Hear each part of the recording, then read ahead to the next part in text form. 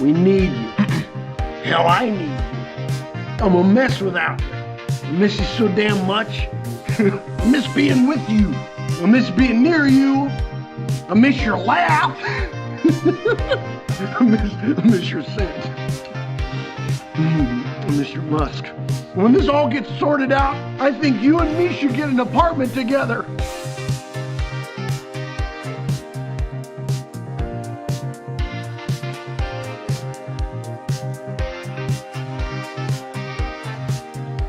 Man's got to know his limitations.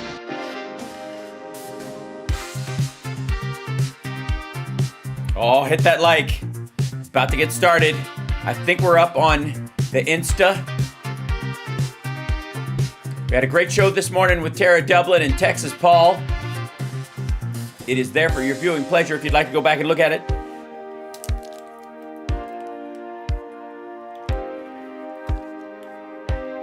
And Substack is up. Oh yes, Substack is up, baby.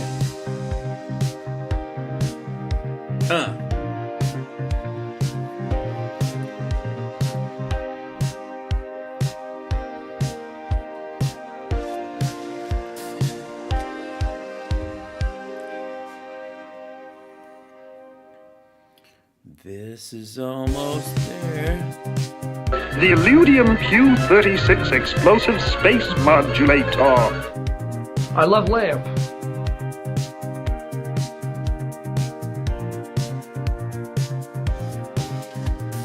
I couldn't think of a more horrible job if I wanted to. And you have to do it.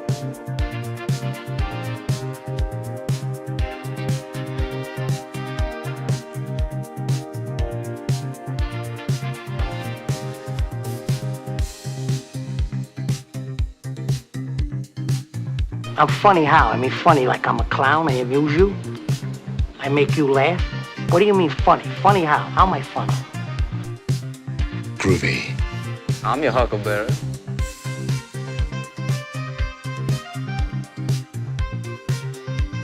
You are physically repulsive, intellectually retarded, vulgar, insensitive, selfish, stupid. You have no taste, a lousy sense of humor, and you smell.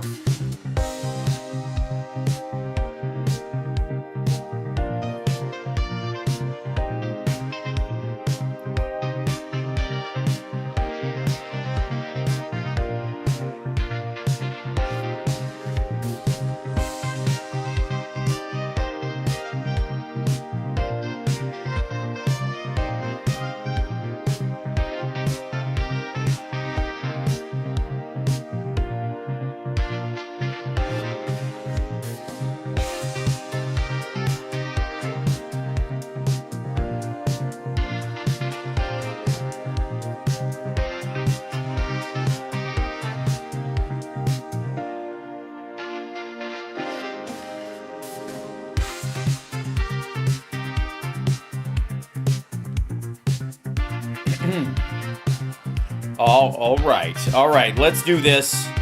Let's get in here. Let's see if you guys are here. I'm here. Are you here? You guys are here. Hey, welcome to the show. I love Tesla. Stock falling through the floor.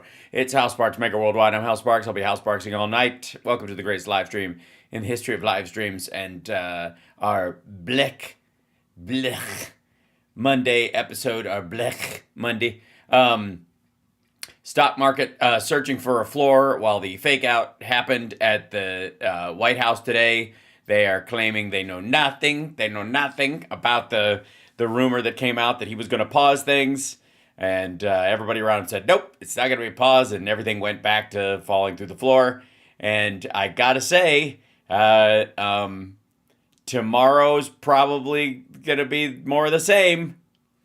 Because everybody thought this the one day they had where they were like, is there possibility? All right, well, you'll see. I'll show you the reactions from some of our right-wing friends, and it ain't purty.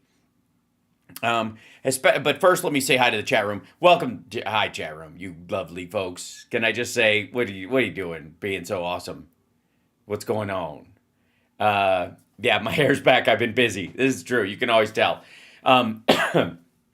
Now, It also makes it easier to cut me out for the green screen. It's just part of it. It's Greco-Roman wrestling and green screen. These are the two areas where long hair aren't really your friends. Boy, oh boy, let's see. You aware that Midas aired a live shadow hearing on Trump and DOJ on Tuesday? Hold on, let me scroll back to that. What was that?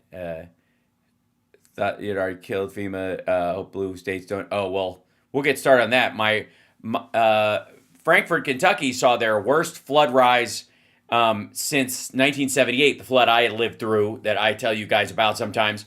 And I was talking to my mom about it, and she's doing just fine. They lost a little bit of power in places, but she was all right, and she's very high where she lives now, so she should be fine in all this. But one of the reasons why the water's higher now is because we have a flood wall.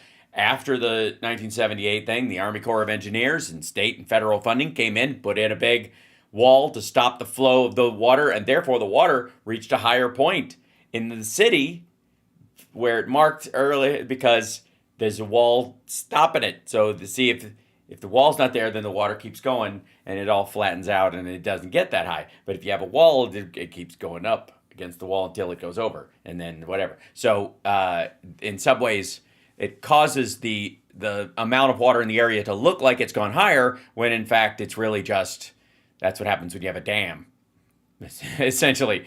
So, but yeah, the Kentucky River was at 48 feet, something like that, something crazy, higher than 1978.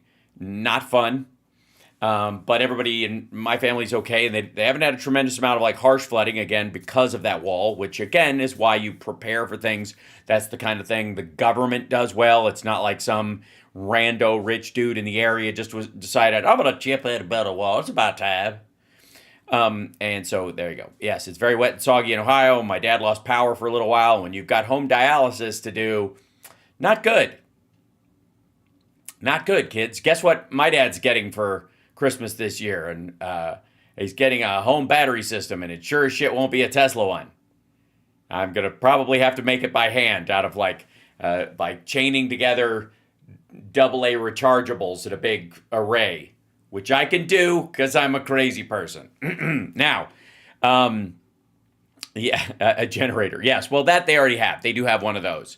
But it'd be nice if they didn't have to kickstart that thing at their age.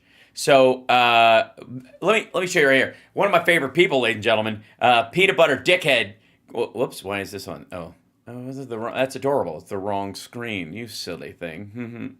It wanted to save you from having to see his face. It is whoops, this guy. That one. Nope. That one? Yeah, there it is, you stupid thing. Look at that. Okay.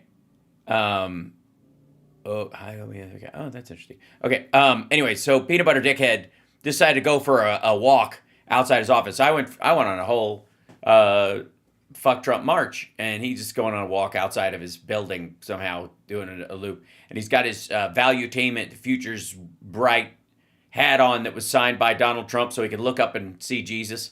And this is Black Monday incoming. Please watch this before market opens tomorrow. Now, it's only a couple minutes, but how many of you think this is actually going to be useful information that comes to a conclusion that might benefit you, or it might just be blather in both directions? Some experts are saying tomorrow, Monday, is going to be Black Monday. Like, market's going to drop, it's going to be nasty, and it may. So I got some unsolicited advice I want to share with you before we kick off our week. A couple things. When COVID happened, which was not a man-made displacement of wealth. I mean, if you argue that it slipped out, blah, blah, blah, but it did not, it wasn't someone with their thumb on the button of the economy going, fuck this. I was in LA getting ready for a board meeting. I land, we get to Beverly Hills Hilton, wife. Yeah, this dude is so down. He's just like all of us. The kids are there. We thought we may as well go to Universal Studios for, having a good time with the family. All of a sudden, that's the day where Rudy Gobert gives COVID to Donovan Mitchell. Disney closed down. Universal's closed down, NHL shut down. We're in LA. We're like, what the hell is going on? We got on a plane. I said, babe, we can't stay. We got to go back. Everybody canceled the board meeting. We flew back to Dallas, dropped our family, came back to the office, was at the office till 3, 4 o'clock in the morning. Why? And the one thing I studied was the following. My entire business insurance is face-to-face. I have to sit down in front of you to... Yeah. That's what I think. That's what I fucking learned from this video is, of course he's in the insurance business. Of course he's that guy. He's Ned Ryerson. Needle Nose Ned the Head, Case Western High. It's all one big crapshoot anywho. That's Peanut Butter Dickhead. That's Patrick Bet David with the little talk show with all the fucking lockers. He's Needle Nose Ned the Head, Case Western High. I got the shingles, almost didn't graduate, did the whistling belly button trick in the talent show. Ned Ryerson, bing! That's him. It all makes sense. So imagine you got 15, 20,000 insurance agents nationwide. None of us know how to sell on Zoom. We've never done that before, right? So it was a big disruption to our business. Boo fuckity who? Imagine all the people who it was a big disruption to their respiratory systems. Every one of my guys was frightened of what's about to happen. But you got them all in a room and you did this. Imagine Glenn Ross, but the Alec Baldwin character is Needle Nose Ned the Head, Ned Ryerson, Case Western High, bing! Totally different movie. I stayed there. First thing I looked at was the following. In the history of America, I looked at every pandemic that took place, top 10, worst pandemic on how the market performed. And it shows, the collapse and all this other stuff, nasty. Out of 10 pandemics that we've had, 9 of them, whatever the drop was that was drastic, within 6 months, it recovers and goes above and beyond. The only one that it didn't recover for 18 months was the AIDS pandemic that we had. So what's the point here? That it's about how long the pandemic goes on or who it's affecting. And obviously every one of the other pandemics you're talking about all predated anybody being in New York for the stock market. And nobody gave a shit if tuberculosis rolled through the fucking Midwest in the 40s. Asshole. When the market tanked, and it went to like 18,000 Dow, I don't know what it was, but some number like that. One of my good friends was so afraid of where the market was going to be going that he took 100% of his money out of his investments. We're talking 10 million goes down to 5 million. He takes the whole thing out. Oh my God. Just when in doubt, whip it out. Not a good investment plan. Okay, we might need to do this one. This might need to be the... I'm just saying, we kind of have to do this. Hold on. I gotta go over here.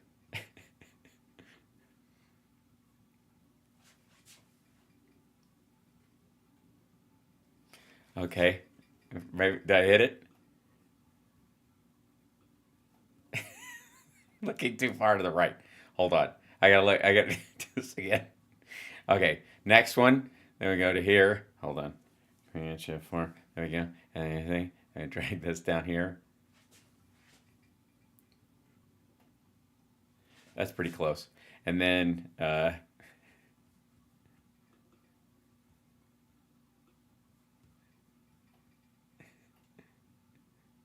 feel like we have to get closer to the other one. I almost feel like I should lean in on the other one. Hold on. This guy. And shift 4. And roll over here. We gotta have the fun where we can. Quit. Oh, quit it. Son of a bitch. Hold on, I'll do it again.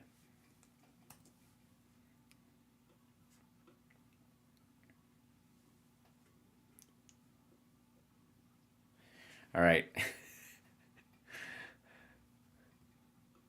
Oh no! Look, somebody put a Twitch. You got him right on the mouth.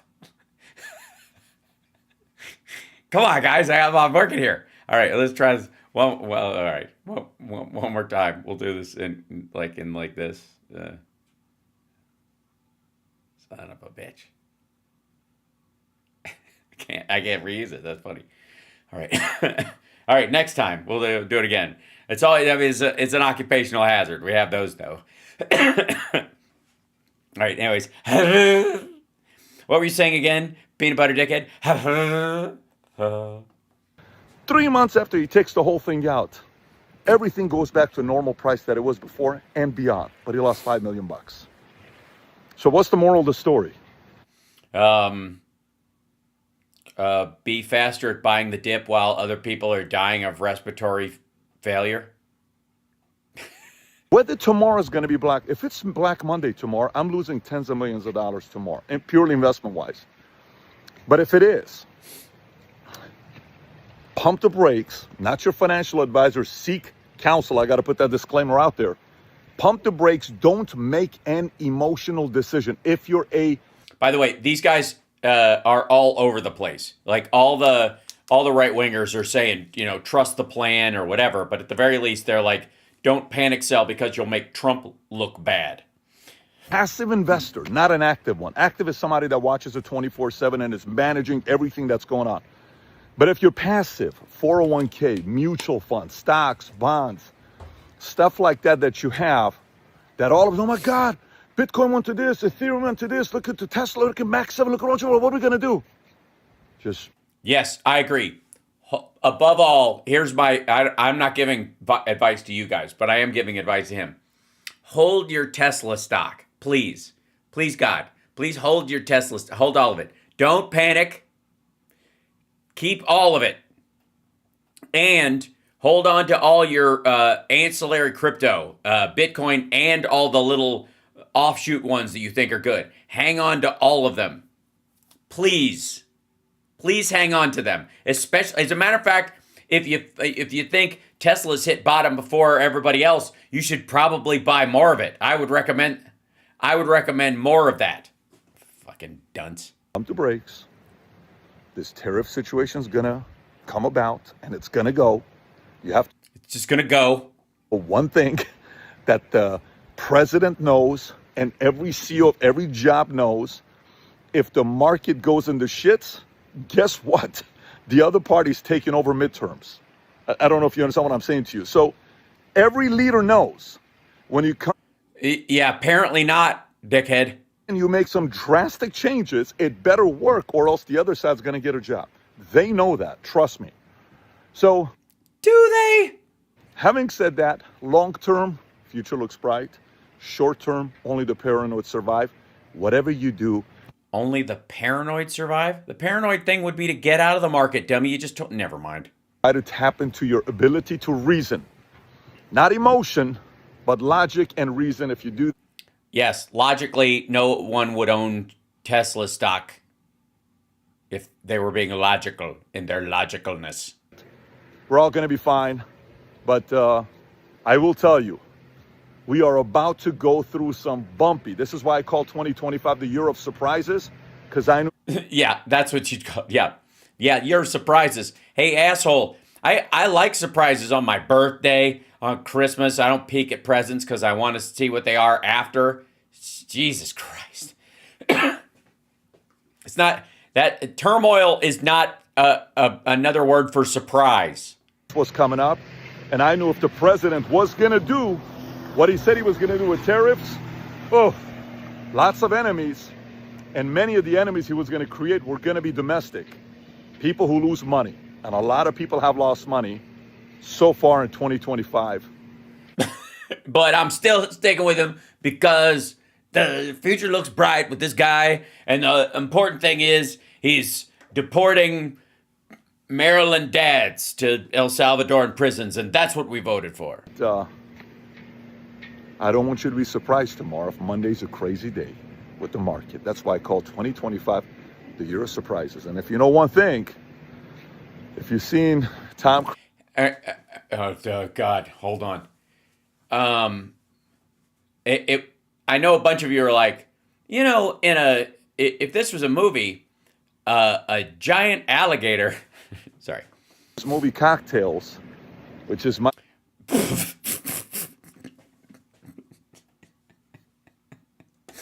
No. If you've seen Tom Cruise's movie Cocktails, Or Cocktail. There's one, you know, singular. I don't know. Was there a sequel? Did you see Cocktail 2? Cocktails? And they made the 2 look like an S? Oh, fuck me. All right. is my favorite Tom Cruise movie. I know that. All right. Jump in the river. Please. Stop. Please. Please go. No, said no one ever. What is wrong with you? I'm not kidding. He's Ned Ryerson. Needle Nose Ned. Ned the Head. Case Western High. Bing! The great ones. He says, that What? Oh, God. can never spook me again. And she said, I bet I can. We're having twins.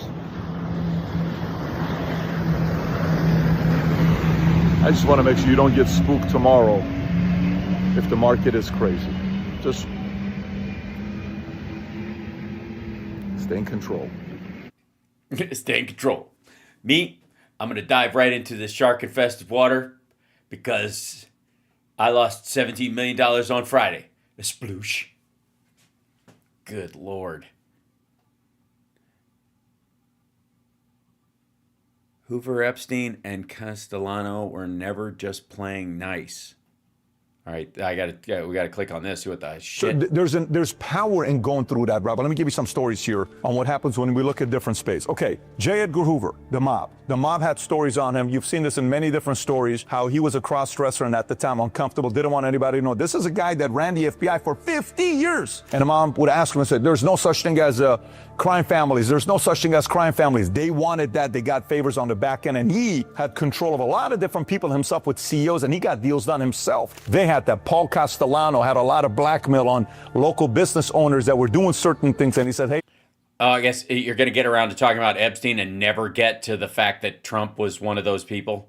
I know what you're doing. You better pay me this money here. Paul Castellano, the mob was doing it. Prince Andrew getting stuck with Epstein and Maxwell with the pictures coming out. Craig Spencer was a big GOP lobbyist. Apparently this guy would have a party at his place and everybody would come down and there was cameras. Every room and everything was, everything was wired, cameras, securities. And then all of a sudden at a certain point, somebody would light up a joint or do a little bit of coke or girls would show up. And then if you were willing to stay past that time, they had all the footage. And now he's got blackmail and he controlled a lot of different people. And to me, it sounds like Republican heroes and Republicans themselves are fucking terrible people. That lesson learned. Okay, thanks, asshole. I don't think I'll be voting Republican ever. Now, obviously, hold on one second. This is the long form today is. If this is their meeting, and I don't care, quite frankly, about their back and forth, it's when they start asking questions. Yeah, I need that. We'll get to that in a minute. But the number of the amount of ass covering that is going on, especially in Beck World. Look at this shit. Pat Gray is on. This is 5 hours ago. Pat Gray is on Trump Story Time. The real reason, and I'm sure you're wondering, why President Trump is all in on tariffs. I know, because he's fucking stupid. I thought Stu had a very interesting take. Oh, did he? Yeah, he did. Yeah, actually. you're fired. Really? Okay. Well, I'm going to go back to bed then. Screw that. By the way, this is the way Glenn talks about Stu when he's not in the room, even on camera. Like, how fucked up is that? Like that. Listen how mean-spirited and shitty that sounds. I mean, like, even as an inside joke, maybe fired. Really? Okay. Go back to the top. I thought Stu had a very interesting take. Oh, did he? Yeah, he did. Yeah, actually. you're fired. Really? Okay. Well, I'm going to go back to bed then. Screw that. And he made a good point that, like, if tariffs are high, then businesses, like, what's the end game, right? And he was saying that if you get tariffs down to zero. Okay, right? did you hear my explanation on this? Yeah, My answer? yeah, let's go. Okay, so I thought it was stupid. Stu is such a right, Jeffy. I never liked him. So You've got a promotion coming your way. So, Glenn, set up Stu's argument. Okay, there. so Stu said, I don't understand. What's the goal? Either to bring jobs back or to have a level playing field. Right. But in which case, companies might move offshore with cheaper labor. If you have high tariffs, then they're going to move here. But if you have an even playing field, those jobs will move back across the sea. So which one is it? What do we want? Right. And I told the story of Donald Trump buying or selling the New York Plaza, okay, the Plaza Hotel, okay, big, old, nobody wants to own that damn thing because it's a big, expensive monstrosity, a block, a whole city block in New York. So he owns that, and they're getting ready to sell it, and they want to sell it, and they've got some people coming in from Japan. And so everybody's meeting with the team beforehand, and they're like, okay, all right, stay focused, everyone. This is our one buyer. Let's sell them the plaza, okay? And then Trump... By the way, because Trump is not the only owner of it. That's also the apocryphal part of this. He owns it. He's the face of the owners, but there's a bunch of other investors. This is bullshit. I've heard this story like 9 fucking times, and it's a lie. And he brings in the Japanese people come in, and his people start pitching the plaza. 5 minutes in, Trump says, hang on just a second. I don't want to sell you the plaza. Listen, I've got another thing. And he talks them into the West Side Highway, that huge complex of 5 buildings. Where he built 5 or 6, okay? There was just land, okay? He didn't have the funding for it. And he an hour later, all of his people are like, we didn't sell the plaza. What the hell just happened? We had to sell the plaza. No. Trump just wants to do, in this case, what's good for Trump. What's good for his business. Right, like crashing the economy so the Fed will lower interest rates so that he can refinance all of his shit buildings, including the plaza. Sell the plaza. He won't sell the plaza as long as he sells this. You know what I mean? Yeah. Right. So no one knows what you mean. And secondly, he was not the sole owner. That's the point. He had more ownership in those West Side properties because they had nothing on them. So he was interested in getting other people's money to build there. He fucked his business partners at the plaza. It's just, I believe, the negotiation here is what moves America forward? A level playing field where everybody has it close to zero? Okay. We still have to, do some manufacturing here in ourselves, and we'll have another plan for that. But that's a win. All the business. Also not happening, hasn't happened, won't happen, because the idea is the only way America is on parity with the rest of these countries is if our economy goes so low we can't afford to buy shit.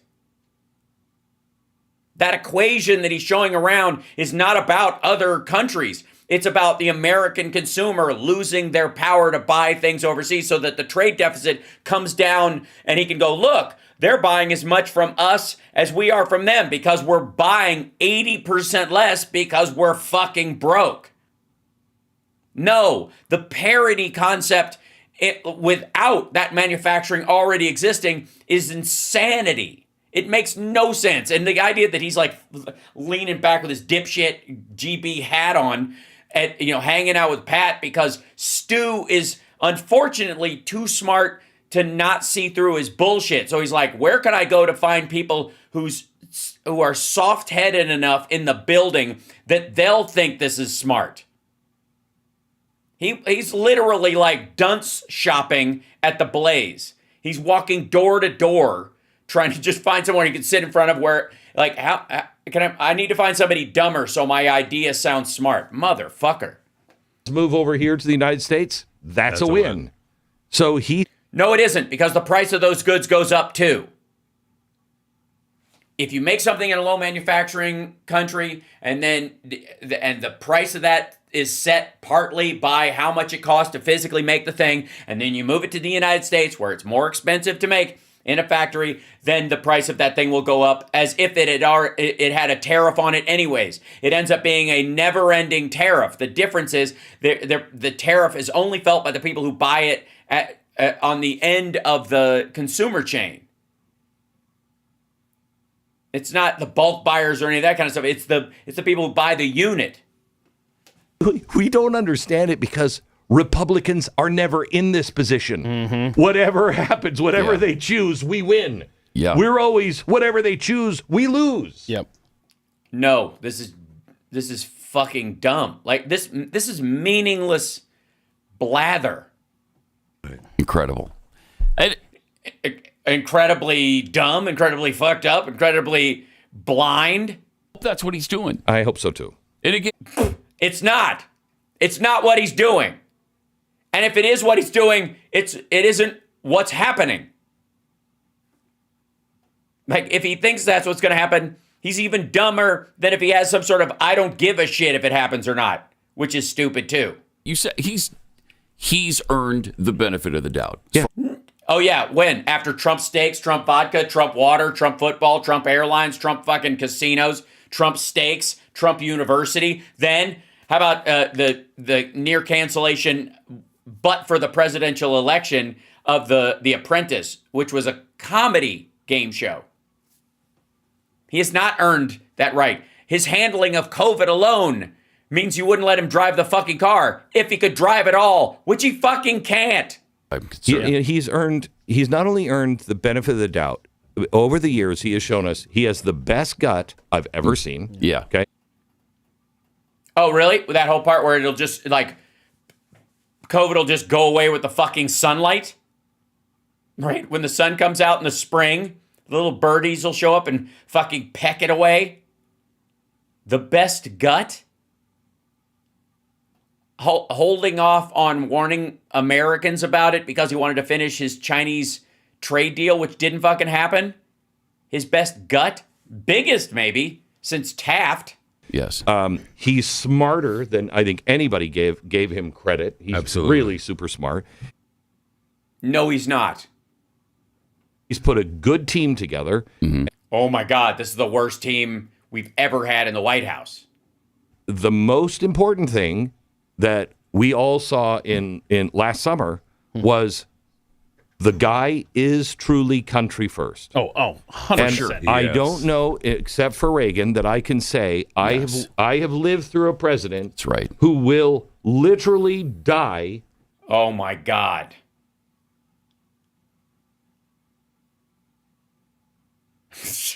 God, is this just like delusion handjob hour on the Blaze? He won't literally die. He will not literally die. He will literally golf while our soldiers are being brought home from overseas. He will literally golf with the fucking Saudis while the markets are crashing. Knock it the fuck off. Do the right thing for America. Mm-hmm. He's lost a ton of money doing this. No, he has not. He's made the only money he's made in 3 decades. He hasn't lost a ton of money. He only has the leverage to renegotiate some of his loans and get himself out of these things because he was president of the United States. The only money he's lost during this time is because even he amongst all people is so fucking dumb he could lose in these circumstances. Mm-hmm. He's lost so much doing that. He didn't need this. Right. And he desperately needed it. Come back for more after what they put him through in the 4 years in between. Right. Oh, did they put him through it? Really? Did he? Did they put him through it? Did they? Poor thing. With Elon Musk. Right. They both lost so much in this process.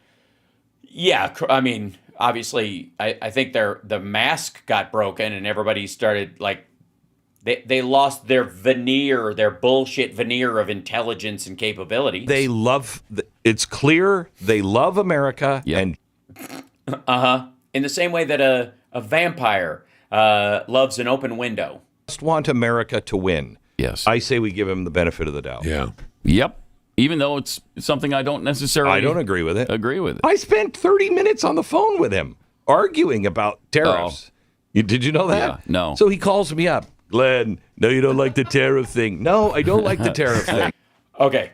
That in and of itself proves that Trump is not smart at all, that he calls Glenn Beck for either counsel or marketing on this shit. It also proves that he's been Glenn has been, like, he's not going to reveal, I doubt he'll reveal everything that was said in that phone call. So this asshole called him and said he basically needs his help selling it. That's what this is about. That he got everybody in the right-wing media on the phone that will listen and said, I know what I'm doing. I'm a genius. This will happen. It's going to be the greatest. But hang in there and get your people to hang in there. Don't let them react to this because they're not going to like it because they know it's not going to work for all the people that he suckered into getting him elected. I really don't. I really don't. So we talked, and he asked my opinion on it. We went back and forth on it. And in the end... Again, this is how we know he's stupid. He asked your opinion, Glenn. What most politicians do is most politicians will say, well, you make some great points. I'm going to give it some thought. Let me think about it. Instead, he said, Glenn, I just love tariffs. I'm going to do it anyway. I'm going to do it. I'm going to do it. No, he does. We just played something yesterday from the 80s where he was completely sold on tariffs. Yeah. Right, towards the Japanese. And he was like, the Japanese are going to eat our lunch. We're over. There's nothing we can do. And that massive tariff thing did not happen. And the Japanese collapsed under the weight of their own exports. Japan's 1990 was fucking terrible. And it took them a decade, to recover. And they still never got back all that was in their stock market at the time. And yet, if you look at movies at the time, like, Gung Ho, which again is a Chinese term, it's about Japanese people coming in. Never mind. But moving in to take over a factory, which was all that was the story. That here they come. They're gonna come. They're gonna move here and work, and we're gonna have to learn how to work together and all that kind of stuff. Hung go. Right. That's what where is it? Where's my mouse? There it is. Our lovely.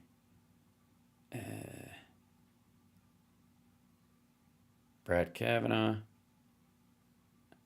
I know. Oh, am I bags for anything? Where are you? I thought we had Hungo in here somewhere. The stroker. Nope, that's not it. Good old boy syndrome is what I call it. 5 eggs. Look out. Oh, Hungo. yeah. They're going Hungo. Hungo. There you go. That was Silk, by the way. She's still with us. Whatever. Anyways, that was the mentality at the time, and it solved itself. That continues now. So what did you bring up the fact that prices are going to go up for Americans? Yeah. And it's a tax. Yeah. And that's when he said, we've got to bring the taxes down. Yeah. We have to. This has to be with cutting regulation and cutting spending and cutting taxes. And that's what he's trying to do. That's what he's trying to do. But our Republicans in Congress won't get it done. Yeah. They won't get anything done. Oh my God, the Republicans in Congress. It's like they want to get reelected or something. It's like they have to get reelected, and they're like, "Fuck you, dude. I'm not gonna make myself a pariah in my bloody red district." Well, something happened get last done? time. They'll reverse these tariffs. And then we'll be back to where we started. And I want Congress to take their... You mean at near full employment with the stock market at the highest point it had in actual wage growth? Oh, yeah. That'd be terrible. Or back. But you're starting here? Yeah. Right. How about you're starting here? Tax cuts permanent. Let's do that. Forget the tax cuts permanent. Tax cuts permanent. That's... Everybody's excited about the tax cuts. No. Listen to me here for a second. Yeah, sure. Everybody's excited. Oh, the tax cuts, he's going to make them permanent. That's... I think tax putts actually is better. It's a lot more like a tax putts. Deal. But that's not a tax cut. That's just giving us what we already have. Yes. That's what I'm saying. We need 15, Make sure they don't 15, expire. 15. Oh, That's yeah. what we need. Absolutely. Yes. Absolutely. And Pat, That's bold thinking. And I Yes, think it we is. got it from him. Yeah. Where is it? that's what I. Where is it? He's too busy destroying the economy for working people, Glenn. Sorry about that. Jesus Christ. Now, the other stories, of course, and well, I don't even know if I have to show you this video for you to get the point across, because Jesus Christ. By the way, you're watching HalSparks Mega Worldwide. Like, subscribe, give a thumbs up, support the show. Patreon.com/HalSparks, and Super Chats are a great way to support the show. Here's the truth. Jesus Christ. No, I would. No, I was asking if she wanted a drink or something. I wasn't looking at you, man. I'm gonna go over here. This is the kind of face where people go, maybe the Salem witch trials had some worth. Jesus. Why Trump's tariffs have Wall Street and globalist elites in meltdown. Because they rely on a consumer base to maintain their wealth, and if the consumer base is destroyed, they won't have that anymore, and therefore... Whoops, she's blacked out. It reminds me of independence. Hold on. Okay, cultural reference right out of the gate. I like the sound of that phrase, Liberation Day. It reminds me of Independence Day. So Yeah, I think that's kind of what they're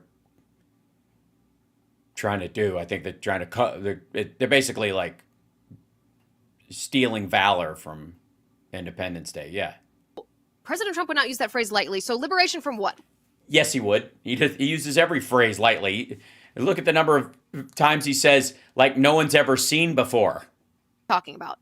Well, it's liberation from economic and foreign policy, a mindset that has Also, do you have to pack that room up and leave the dorm at the end of every school year, or? wreaked havoc on our nation for It's a fucking still. Like, it's not even a real, like, that's a 40 years. It's liberation from the swamp that has actively worked against your interests. Well, It is? How?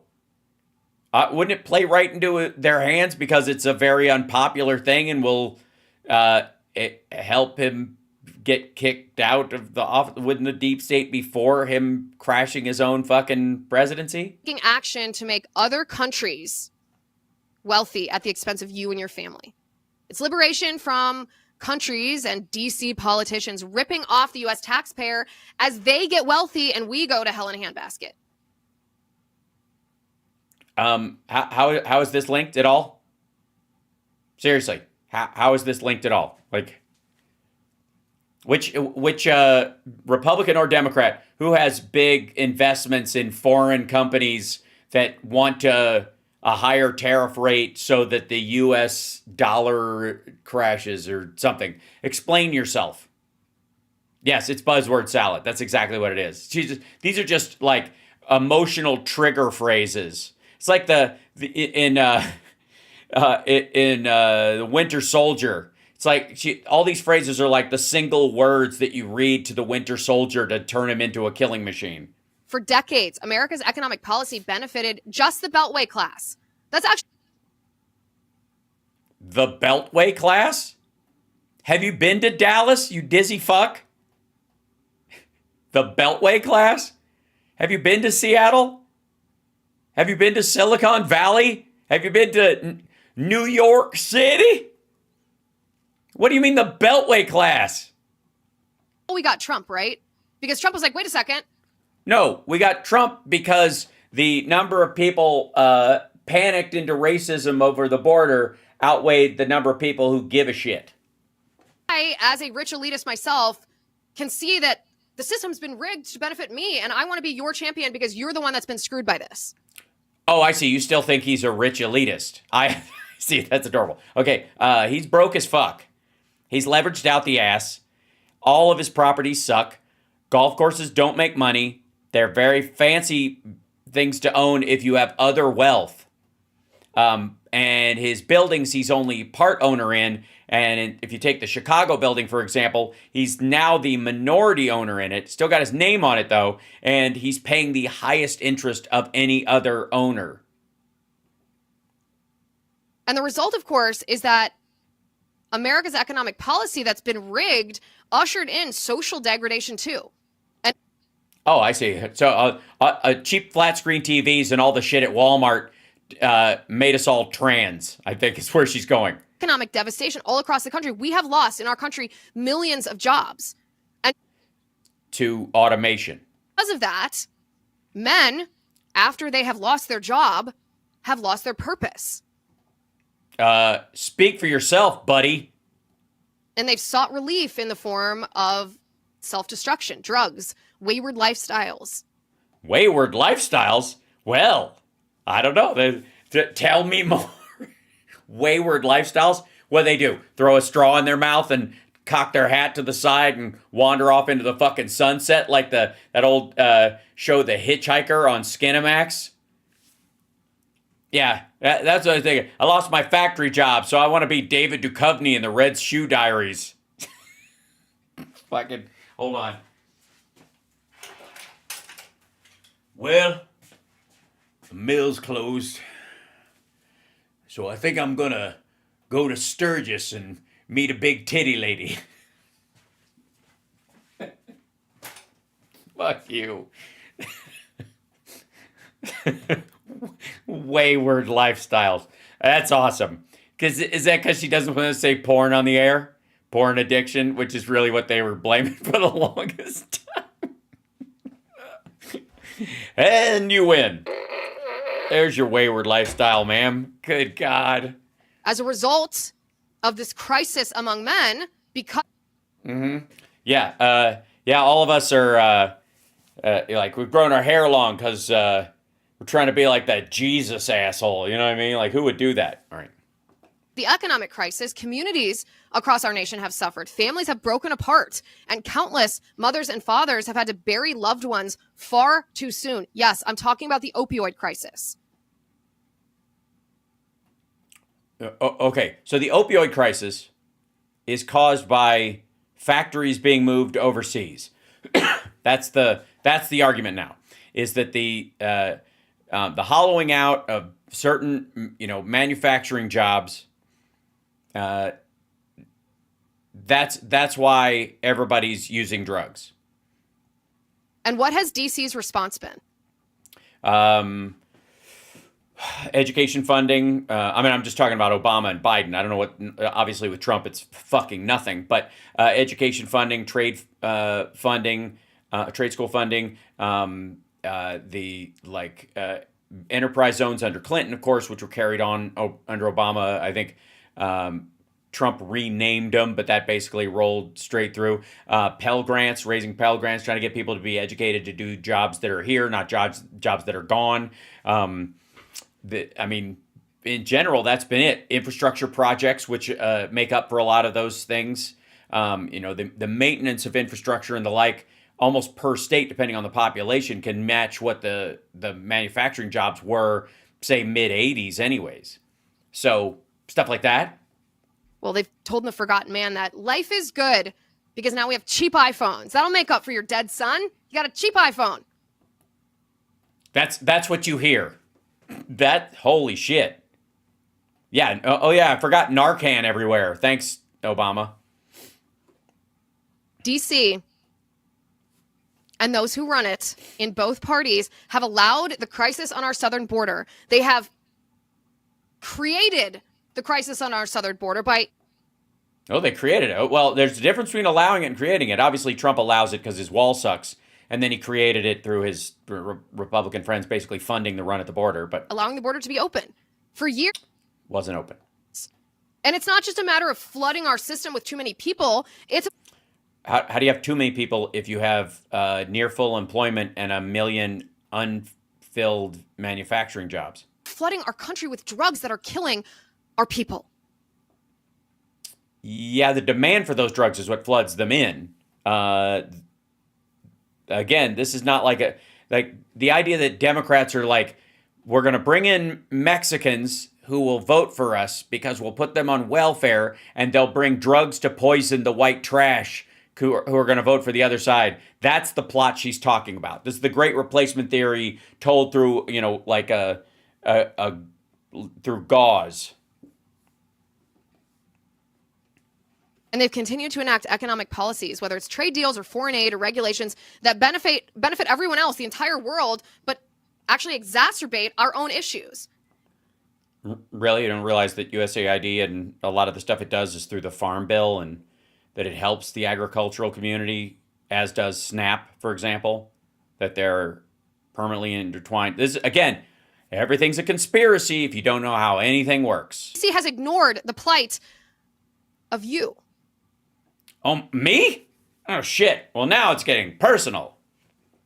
For decades until today, Liberation Day.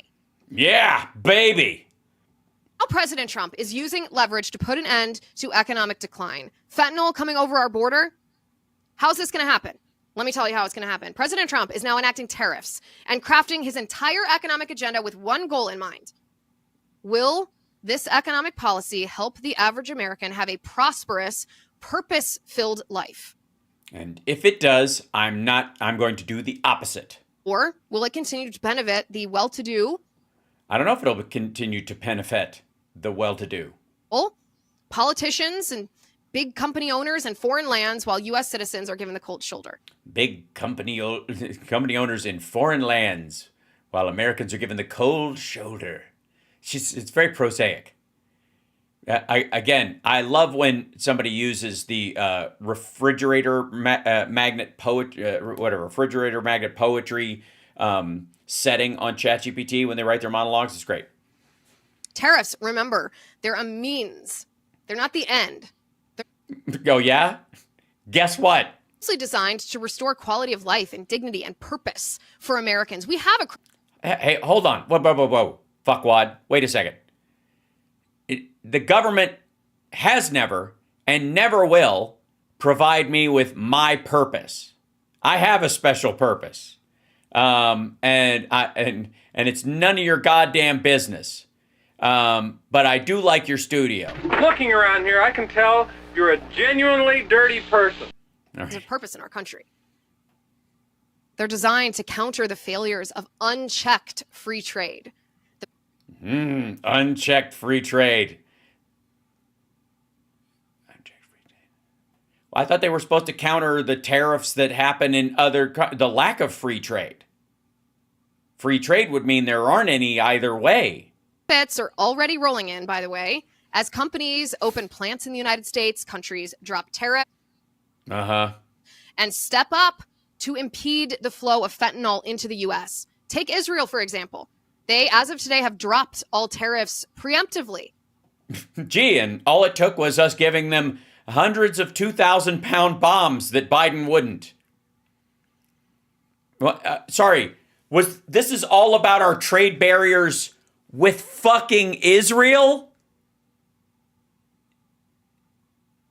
How does that sentence work its way out of your empty skull without something putting a stop to it? Now, somebody might say, well, why did Israel, our ally, even have a tariff on us? What's going on? I don't even get it. Because they could. Oh, yeah. You know?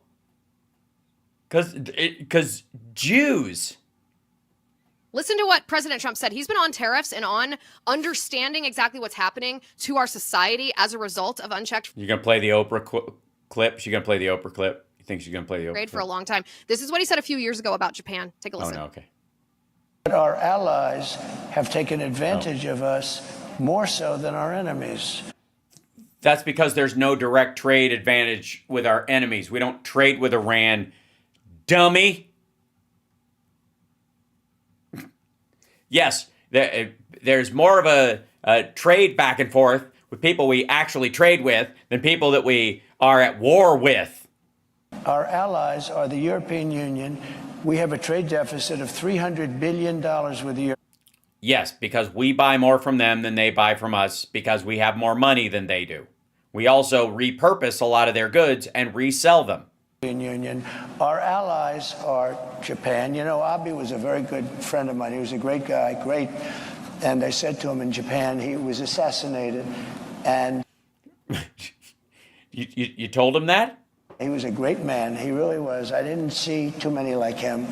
And he got very sick and he had to take off. And then he was actually making a comeback. He was going to make a comeback and he would have won easily. But he was a great gentleman, handsome, wonderful man, respected by everybody. And he... Yeah. Tapped me on the head when he was about to go. Dick tastes like peanut butter. Yeah, we know. I went to him. Jesus. And I said, Shinzo, we have to talk. What? Trade. And he goes, I'll never forget it. I know. I said, what do you know? I knew you'd come to me. Why do you say that? Because I can't believe, I wouldn't tell the story if he was alive, actually. I said, I can't believe how... Because he could refute it. You won't tell it. You wouldn't, oh my God. He wouldn't tell it if he was alive because he'd go, I didn't actually say that. Years it's been that nobody even negotiated with us in America. I said, Shinzo, you have to pay for your cars. You're sending millions of cars. You don't accept a car from us. You don't have one car that you accept, and yet we're selling 3 million, 4 million of your cars. I said, Shinzo, on agriculture. This motherfucker. Why don't you buy our rice? Because our farmland is bigger than your whole fucking country. That might be why. Hold on one second. I need to, let's see, open up another page here. Nation. One second. There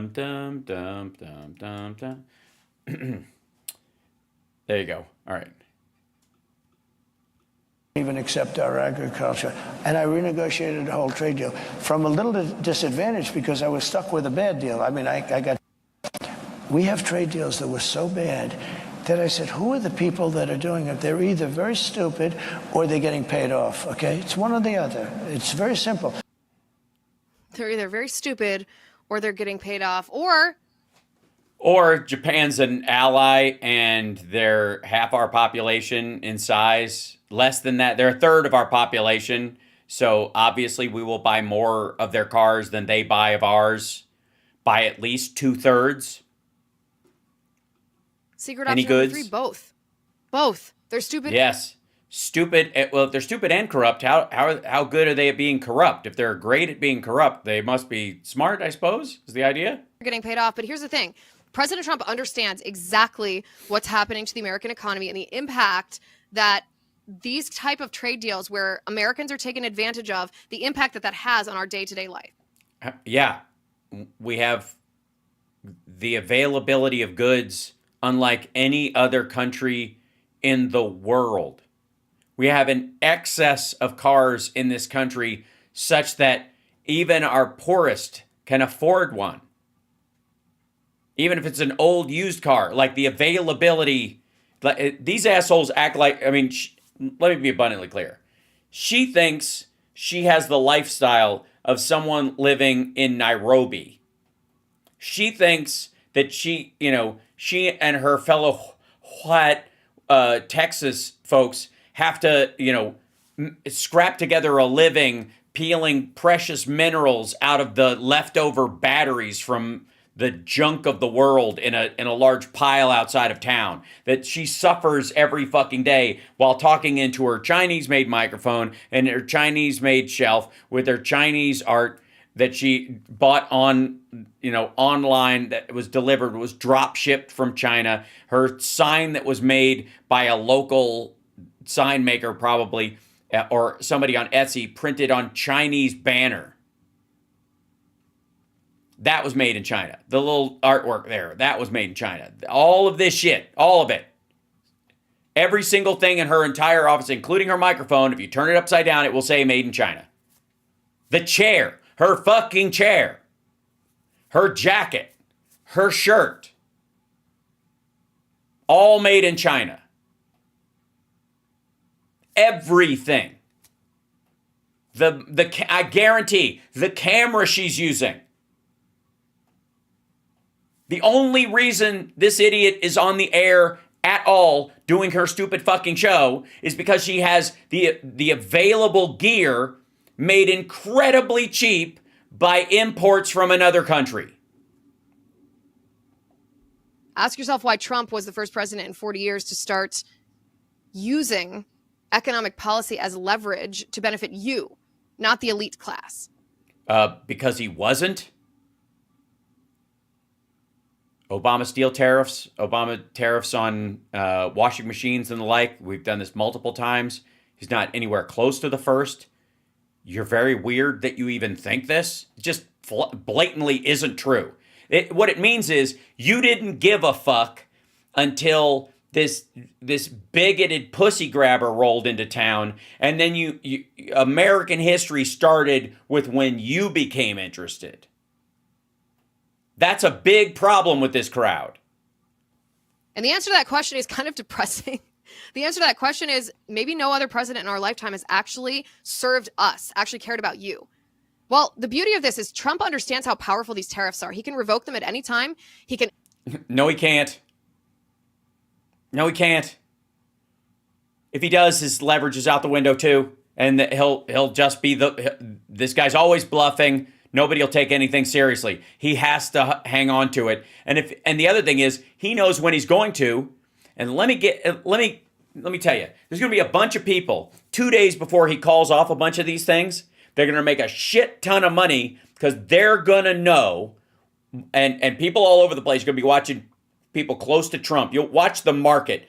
There's going to be a bunch of people who are watching the Trump circle to see when they start buying things.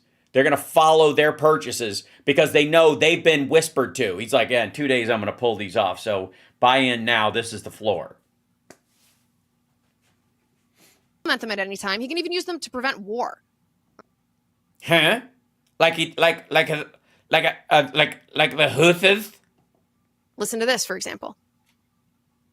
A tariff is a beautiful thing, but it's got a bad image. It needs you to fix the image. A tariff, we stop wars with tariffs. Nope. I mean, I had cases where I told a country they were being very aggressive with another country. It had nothing to do with us. I just don't like seeing dead people, okay?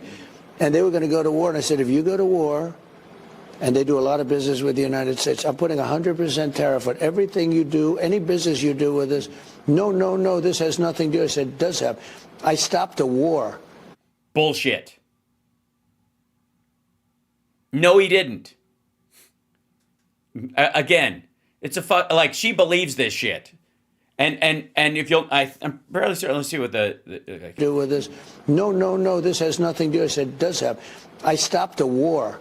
Will I get Nobel Prizes? Never. I mean, look what we did with the. Do you notice that while he's talking about the potential for these things to stop a war, he's telling this story, whatever. Kudlow's nodding, and then he stops. And Trump says, I stopped a war, and he never starts up again. And he was there for this shit. This was last time. This was in his first term, he thinks. He's alleging. Accords, how good that was.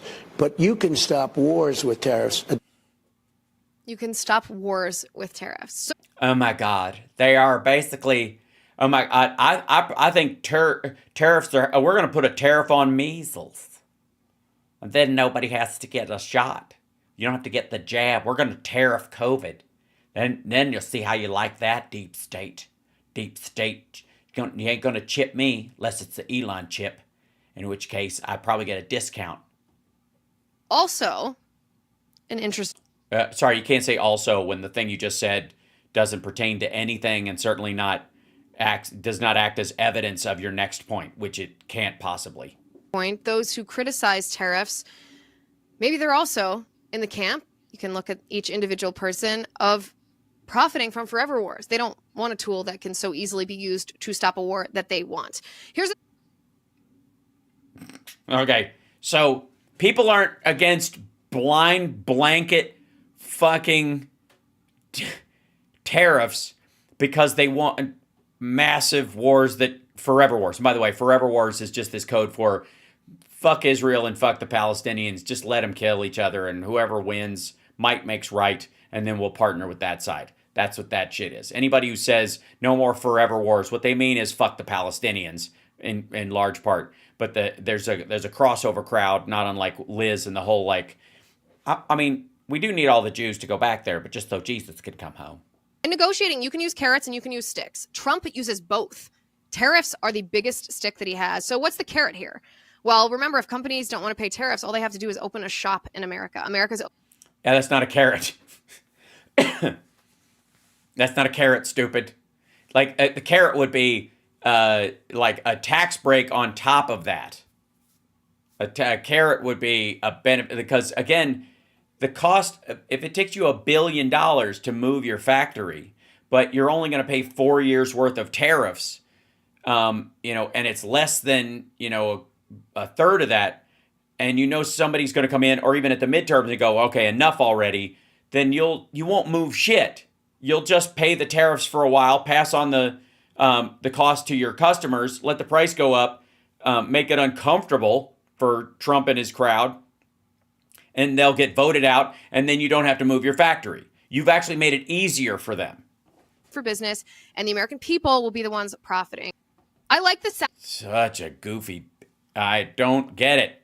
Like, I maybe that's what they need. Maybe that's like, because they're all on there. Like the Blazes, except for Stu, everybody's just all in on this shit. That it is it's a coordinated, there's a 5D chess element to it, all that stuff. Oh my God, they like the idiocy. But again, look, I mean, what is she? Eye candy for maggots. So they're like, she's right, she's so smart. That's my dream girl. Like every maggot looks at her like what's his name? Greg Kelly, the most miserable man on the internet, thinks about Ashley Babbitt. So this is long, so I don't even know if I want to do, this is just gross. I just kind of want to show you the title of this video and we can move on because it's kind of a dark joy. I will admit that, but it brings me a bit of dark joy. Is that a thing? Hashtag dark joy? Let's address this. And the subheading is the best. I'm facing prison. Here's the truth about what's going on in the UK. Stay free with Russell Band. Let's address this. I'm facing prison. All right, don't threaten me with a good time. Hashtag dark joy. Oh, shut up.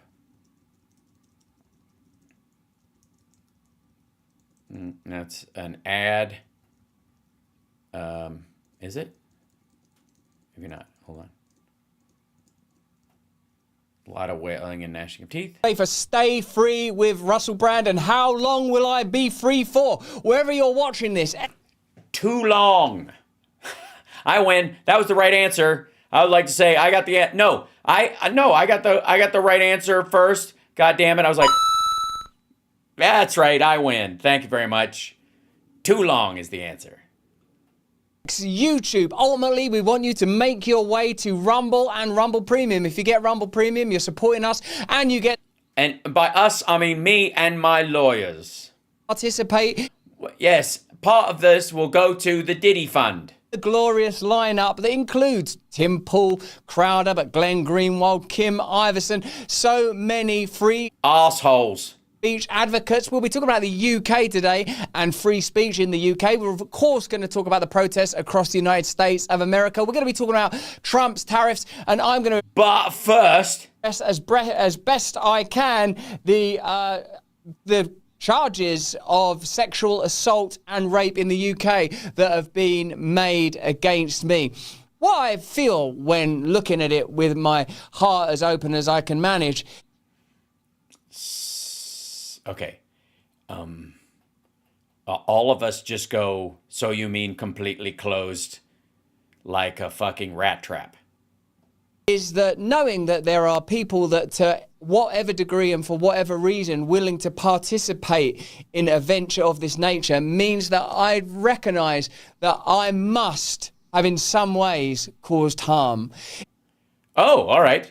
But not to these ladies. Those giddy and hedonistic days, those ludicrous dark days, those Giddy and hedonistic.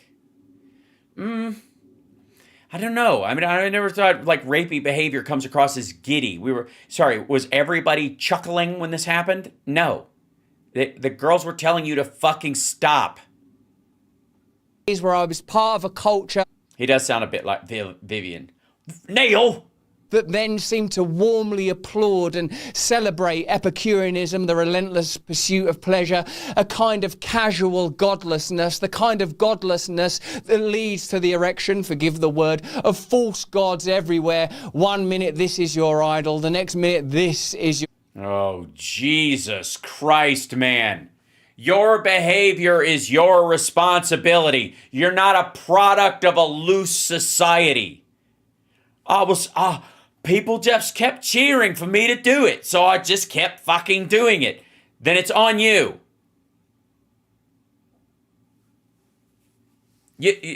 Again, it's not society's fault if you stay for the after-hours Diddy party. And if you realize something fucked up is going on, you don't... If you choose to stay, that's you. Idol, fall down, bow down, and worship at their corporate and consumer altars. Says the star of Get Him to the Greek. Jesus Christ, man. You do nothing but pulp. I am nothing against pulp, but stop acting like somehow you live separately from that. In that world, I must have been captured by a kind of darkness. Oh my God, fuck you. Again, this is like the Will Smith apology. Like everything not to say, I must have been captured by a kind of darkness. Fuck you. The victims of your behavior were captured by your darkness, your own darkness. You chintzy piece of shit. So fucking tiresome. Holy hell. I thought I'd actually be able to stomach more of it, but I can't. That's just... Hit the like, though, because if you're glad I dumped him. Because holy shit. I'm going to move on to something else. I'm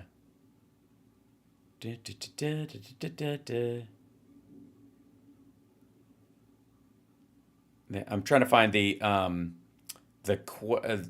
question and answer part of Trump's little gaggle with Netanyahu today. Not the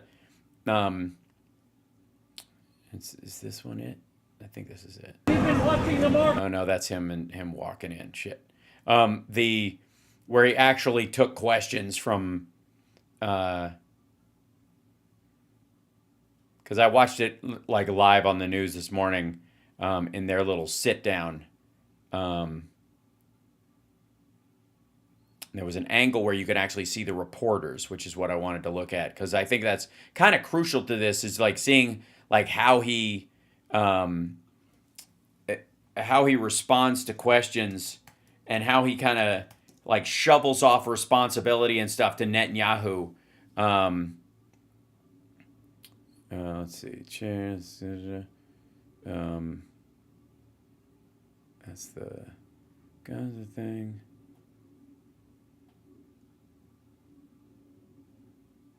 Trump pulls out chair for Netanyahu, rare vigils from inside the White House. This is, okay, Times of India 3 hours ago. And that's the full meeting. Ugh, God. These jackasses. Turn off the music on this. But this should be very telling. This is Netanyahu and Nutlick meeting.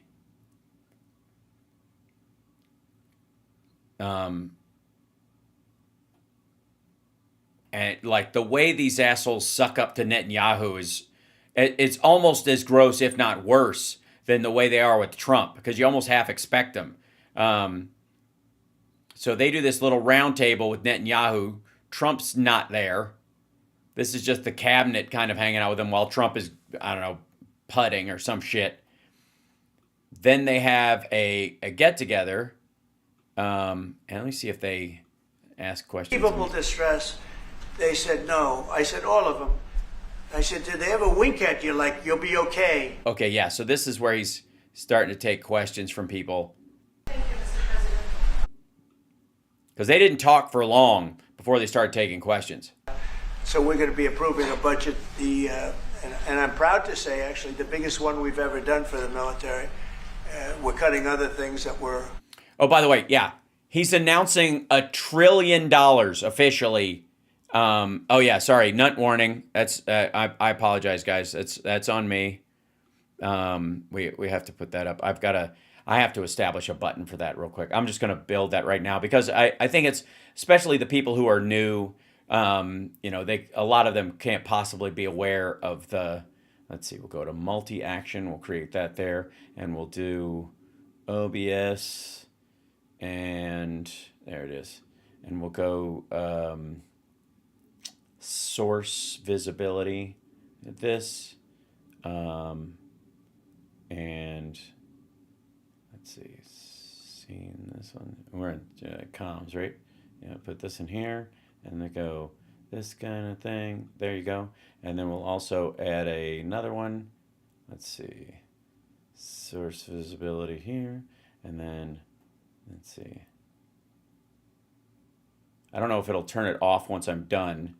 I think I have to make a separate build one for that. But in the future, I should at least be able to go, I'll turn this one off and this one off. And then if I hit that button, boink. Did it go up there? Here you go. All right. Okay. It won't go off if I have to shut it off manually, so I will work on that, and that'll be the next little thing. But at least I can do it in a pinch if it comes up. All right. Now. Under Doge, but under a lot of other... When you look at Medicare, Medicaid, Social Security, veterans benefits. Been getting $2 billion for environmental, and it had nothing to do with environmental. By the way, this is the Stacey Abrams thing, what they have yet to show any problem with other than her and the number. And the $100 from the year before is because it was a new organization set up specifically for this purpose. And so they opened the account with $100. That's, yeah, I think that's the minimum for opening an account, right? But that was kind of the point. But notice how they keep mentioning it over and over again. And I think he says... And they had $100 in the bank and they give her $2 billion. Many of those cases, all that stuff is... Okay, there's many of those cases, but that's the only one he can think of. If there were a bunch of $2 billion examples, do you think you'd ever have to go back to that one over and over again? And if you did, it would really just be because you're a racist, I think, right? Apparently, what are the other ones, all white people? Cut out, but we are getting a very, very powerful military. We have things under order now. They're under order? Really? Are they back ordered? Of which we've never had before. We've never had... Yeah, that's true of any time in the military because time moves forward and so does technology. What are you going to do? We're going back to wooden ships? Kind of aircraft, the kind of missiles, anything that we have ordered. And it's in many ways too bad that we have to do it because hopefully we're not going to have to use it. But the military is very, very powerful and it's going to remain that way.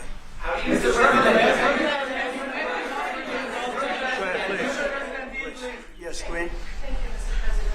I want to ask you about Iran because She's asking about Iran. here that the U.S. is having a direct contact with the Iranians. Is it possible to give us some more information at what level the U.S. is? High level, very high level, yeah. Yeah, how high level are the talks in Iran? Very high level. Super high, like extra high, like fucking tweaking. We're dealing with the Iranians. We have a very big meeting on Saturday. Uh-huh. Obviously, Bibi won't be able to go because he's not allowed to do any work. And we're dealing with them directly. You know, a lot of people say, oh, maybe you're going through surrogates or you're not dealing directly, you're dealing through other countries. No, we're dealing with them directly, and maybe a deal's going to be made. That would be great. It'll be really great for Iran, I can tell you that. But hopefully, we're not going to have to get into that. We're meeting very importantly on Saturday at almost the highest level. Yeah, what do you mean? Not Khomeini? See how it works out, please. How do you ensure, You mean with the government, not the religious leader? Almost the highest levels is so fucking weird. What do you mean? that these tariffs don't drive U.S. trading partners into the hands of the Chinese? I'm not worried about it. I'm not worried about it. If they want to be in the hands of the U.S., they don't want to be in the hands of the Chinese. And the Chinese have turned out to be really not very good at that. People that are with us, they're with us. No, and we're doing gangbusters. But we cannot be taken advantage of any longer. I used to watch these deals for years. I've been talking about it for years. You know, I've been talking about it for 35 years, how our country is being ripped off. I mean, Yeah. You've also been talking about women as property for the same amount of time, motherfucker. Just because you've been fixated on something for a long time doesn't mean there's any value to it. How long before Strom Thurmond filibustered the Civil Rights Act do you think he was against interracial marriage, for example? Decades, I have no doubt. Way more than 35 years. 30 years ago it was Japan. Then it was... Right. And we didn't attack them with massive tariffs, and they never became the threat everyone said they were going to be. Something else. Then it was another group. Then it was China. China's doing the... It was not another group. There was not I mean, what maybe means Mexico, but that was American companies. So the other group was what? American corporations that moved their companies to cheaper shores. Job of it, frankly. And it's just not going to happen. Not going to happen. What's not going to happen? It's not going to happen. The talks aren't going to happen. The tariffs aren't going to. What's not going to happen? It's just not going to happen. Is not a phrase unless it's attached to something.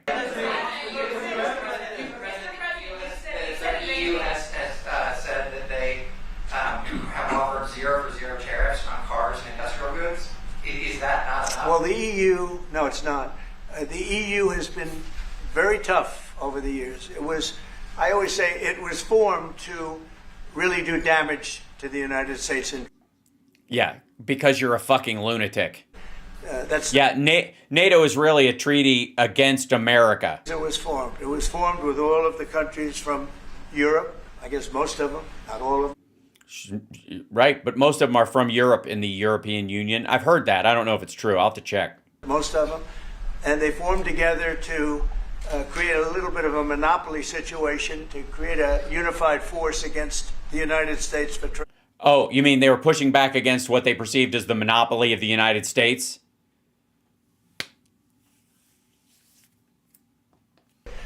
So they have NATO, which is largely the same countries.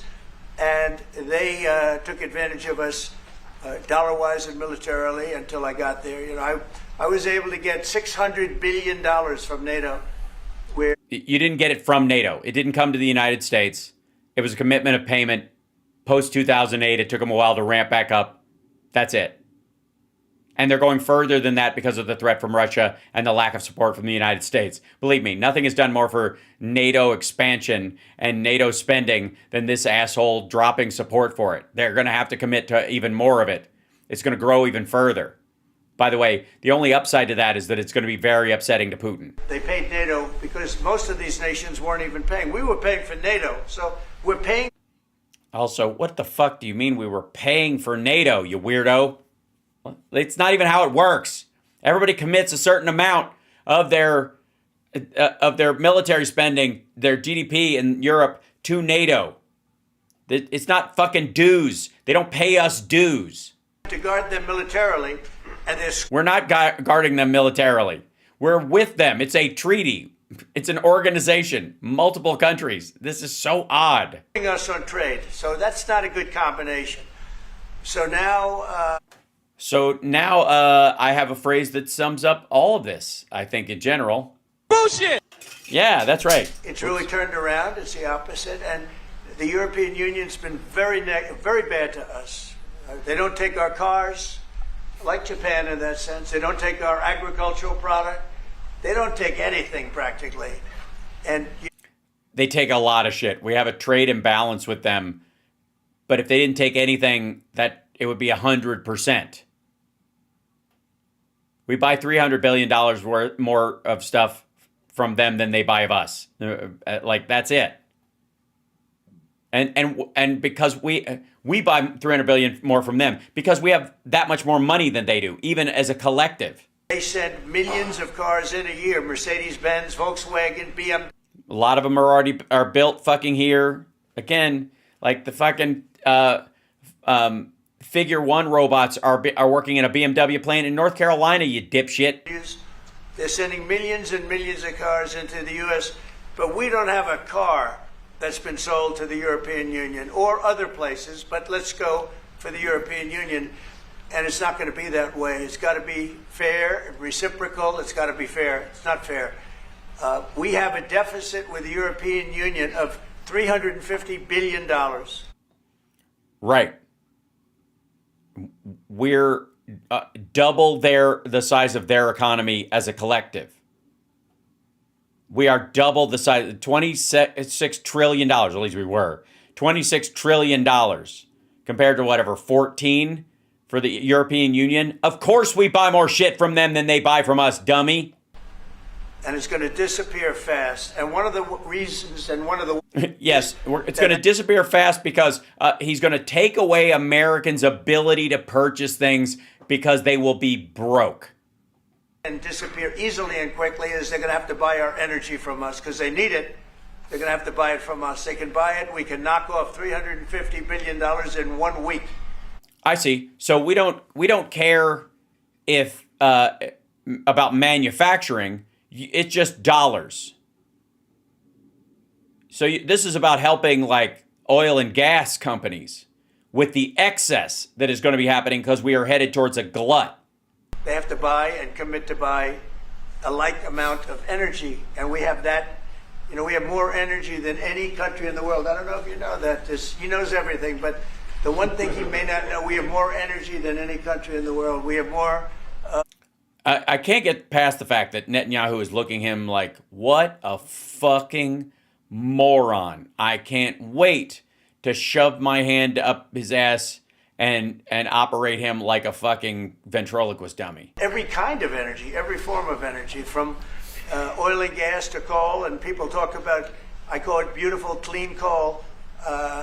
Right, because you're a lunatic? As you know, Germany is opening up a coal plant a week. No, they are not. No, not at all. No. Germany is not opening a coal plant every week. Fuck are you talking about? And if they're opening a coal plant a week, why the fuck do they need our coal?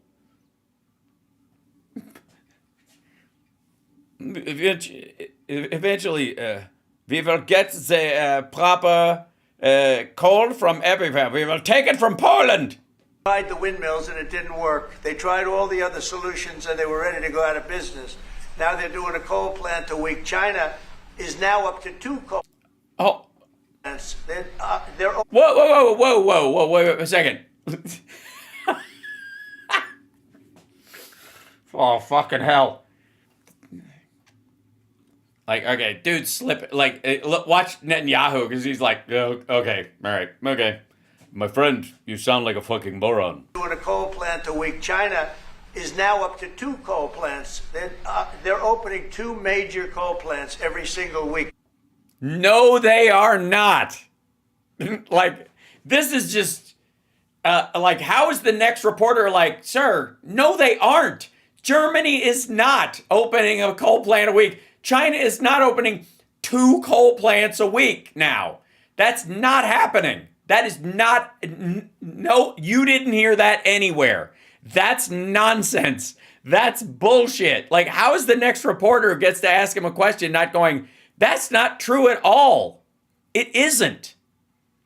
That is false. That's goofy. It's so fucking dumb. China, all over China. And that we're not allowed to use coal. Well, we have clean, beautiful coal more than anybody else. We have oil and gas more than anybody else. We have the most energy of any country in the world, including Saudi Arabia, including everybody, by a lot.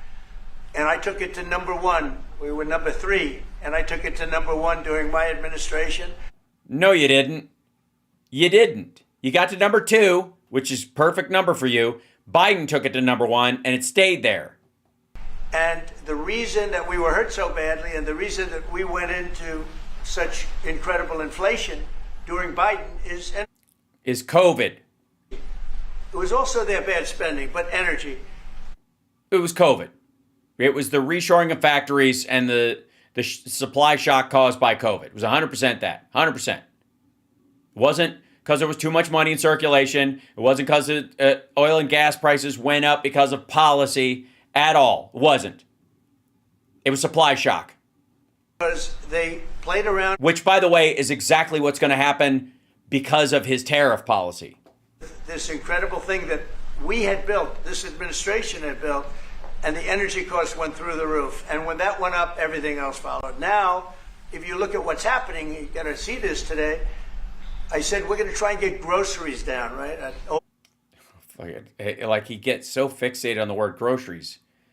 Like, it's like that moment H.W. Bush had when he saw the laser scanners at grocery stores for the first time. And you're like, yeah, motherfucker, this has been around for years.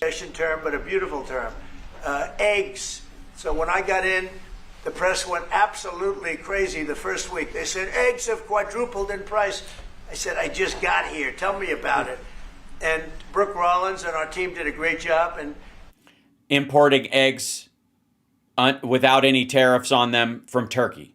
Are down now 79%, and they're all over the place. And this was a problem that somebody else would have taken a long time to cure. We have energy is down. We have interest rates are down. Interest rates are not down. I don't know what the fuck he's talking about there. Maybe like the bond market is shitting a brick. Is that what he's talking about? But interest rates are not down. Groceries, meaning food, is down. I see. That's what groceries means. I was always wondering. That's like such an old-fashioned term, you know. Everything is down at levels that nobody ever thought possible. Energy looks like it's going to be in the $2.50 a gallon range, and maybe that.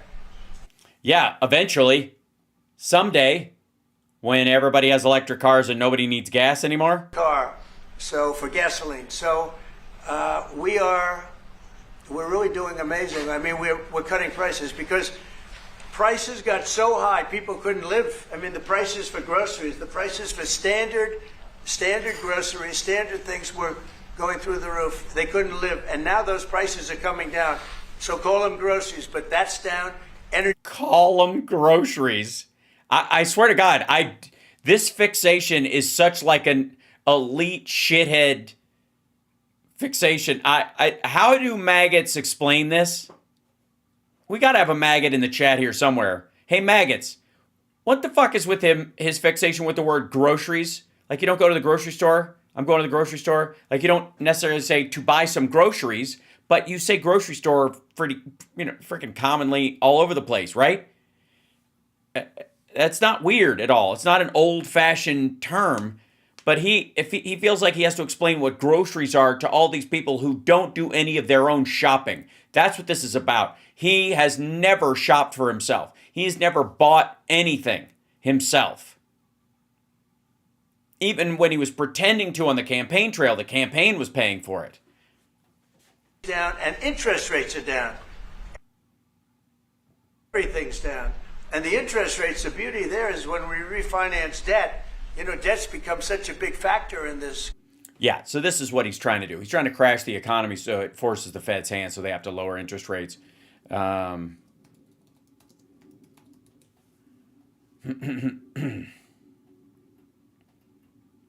see. This is what he's talking about is, hold on. I'll show you. These are the two parallels in this. And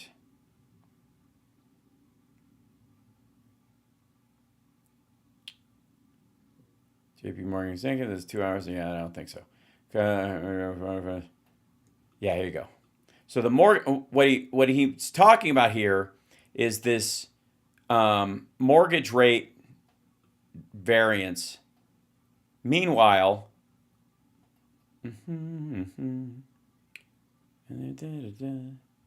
trying to bring this over. So what dismiss? So this is what he's talking about. Let me bring this in here.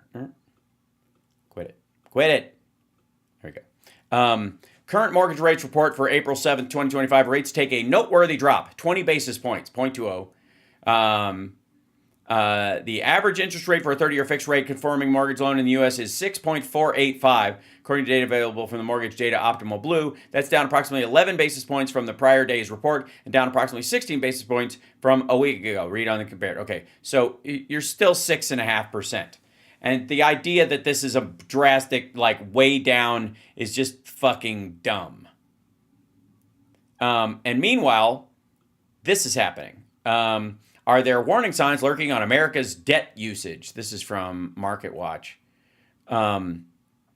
Monday, we'll get the Federal Reserve's February report on consumer credit that's borrowing on all different kinds of loans like mortgages, credit cards, auto, and student loans. Consumer credit was up 4.3% in January after rising by double that in December. Here's the glass half empty scenario brought to you by Bank Rate Seniors. Delinquency rates have been rising since 2022. More than 10% of credit card bills are more than 90 days late. We're seeing more people using cards to get by for groceries and gas. There's that old-fashioned word. There's your huckleberry. Why, Johnny Ringo, you look like someone just walked over your grave. We're going to start paying debt off with tariffs and other things, but he's going to pay for his tax cut with the tariff money. It's such a big factor because the interest rate's so high. Well, now that's coming way down. It's not coming way down. It's not coming way down. So our budget's going to look a lot better because interest costs are way down. And I guess I've done that. Okay. I guess I've done that. Yeah, you have. You know what? Then I would just say my job is done here. I must move along. Just get on your fucking horse and ride. Many Israelis are watching you now on live show. Good. What is your specific I hope they like way of getting the hostages out from the horrific captivity? Yeah, we are trying very hard to get the hostages out. We're looking at another ceasefire. We'll see what happens. But we want to get the hostages out. The Israeli people want the hostages out more than anything. They want the hostages out. This man is working very hard with us to do that. I mean, I don't know. I hope he's being appreciated because he's been a great leader. He's working very, very hard on the hostages and many other things. And there are plenty of things you have to work on. It's a tough place in the world, isn't it? I have a good partner. Yeah, you do have a good partner, and so do we. We're working very hard on the hostages. Not smart, but... If you're going to negotiate a new deal with Iran, can you elaborate how it's going to be more effective than the JCPOA? Well, I can't really say that, but I think it'll be... Yes, I can't really say that it will be more effective than JCPOA because it doesn't exist, and it's you'll have to... it's in my office. It's right under my healthcare plan. Different and maybe a lot stronger. But they were so happy when we made that first deal because we did get a lot out. You know, I had people right in this office, this beautiful Oval Office. They came in, 10 people, hostages, you know that. And I said to them, so how was it? And the stories they told me, I mean, as an example, I said to them, was there any sign of love? You were there, 10 people. It's only 10, but it's... Sign of love. Yeah, did they do any ballads or was it all just the hard-rocking hits? Representative, did the Hamas show any signs of, like, help or liking you? Did they wink at you? Did they give you a piece of bread extra? Did they give you a meal on the side, like, you know, you think of doing? Like would happen in Germany, would happen elsewhere. People would try and help people that were in...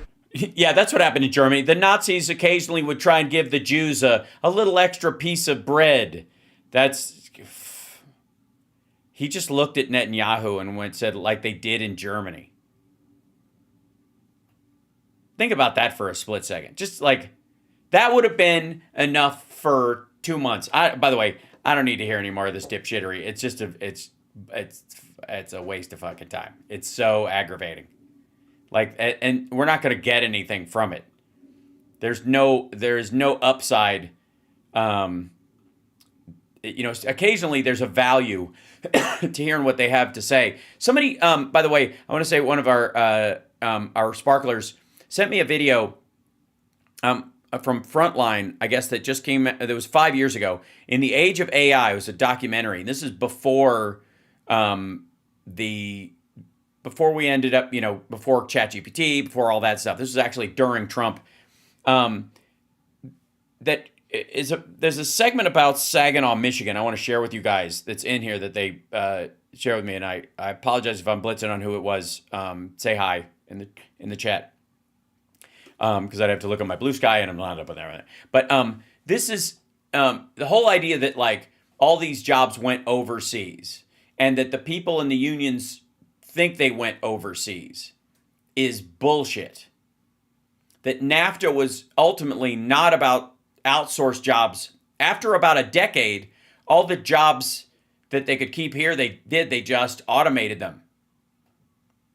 I'll show you. Saginaw, Michigan knows about decline in living standards. Harry Cripps, an auto worker and a local union president, has witnessed what 40 years of automation can do to a town.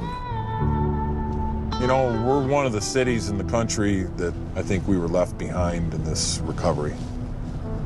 And I don't know how we get on the bandwagon now.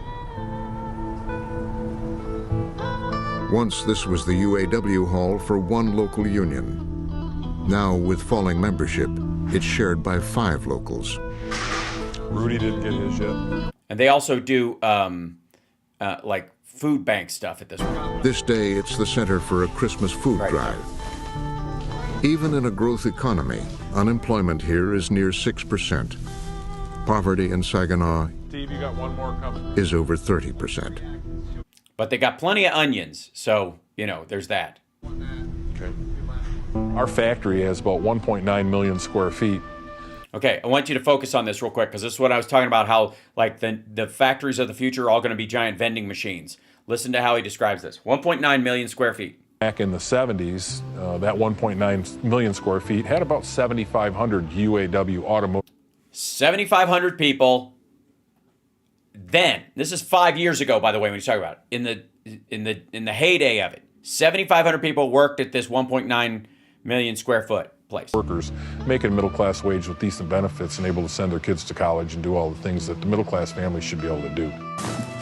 Now, did immigrants come in and take their jobs? Is the whole place full of undocumented working night shifts and low-wage stuff in this factory? Factory today with automation. Oh, wait. Automation. Not immigrants, not poor Mexicans and Guatemalans punching their way across the border, and they're not going to end up in a union shop. No, it would probably be about 700. 700 people, 10% the workforce, less than 10% of the workforce now, because of automation, and this is 5 fucking years ago. United Auto Workers, that's a dramatic change. They showed the factory. Like Union Brothers used to work there, buddy. Yeah, TRW plant. That was unfortunate. Delphi. Looks like they're starting to tear it down now. Wow. Automation is definitely taking away a lot of jobs. Robots. You think? I don't know how they buy cars. There you go. Now that's the image I wanted to show everybody. This is an image from 5 fucking years ago.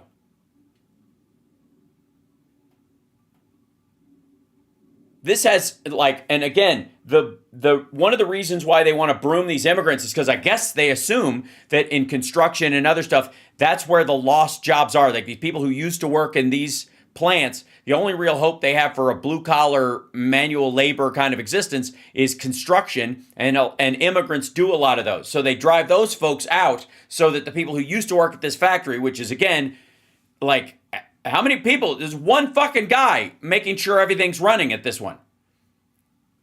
And again, I can't stress this enough. This is 5 fucking years ago they made this, which means 6, because it takes time to shoot it and edit it and put it together and work on it and gather the footage and, right? These look like Guatemalans to you? I don't know how they buy sandwiches. I don't know how they go to the grocery store. Yeah, there's that old-fashioned word grocery again. They don't pay taxes, what hurts the infrastructure. So you don't have the sheriffs and the police and the firemen and anybody else that supports the city is gone because there's no tax base. Robots don't pay taxes. Can I just show you that, like, this is a paint detailing shop, and these robots just have multiple sprayers, and they just do the whole vehicle like a fucking car wash. And this is 5 years ago. This is without OpenAI's breakthroughs in AI and the acceleration in robotics that has occurred because of it in the last 2 years, which is, you know, like no one's ever seen before. The average personal income in Saginaw is $16,000 a year. And it's gonna go to fucking zero. That's what I've been trying to like tell people about this stuff, that even when, and you see bits of it, because even it slips out when Navarro and fucking Nutlick are talking about it. They bring up, like, we're gonna have these high robotics factories, we're gonna have this assembly in here, in like assembly plants in the United States, and it's gonna be fucking fantastic, and like all these factories are coming back, and the people will, I don't know, work in the tech industry for all these robots. I mean, it's just fucking not going to happen.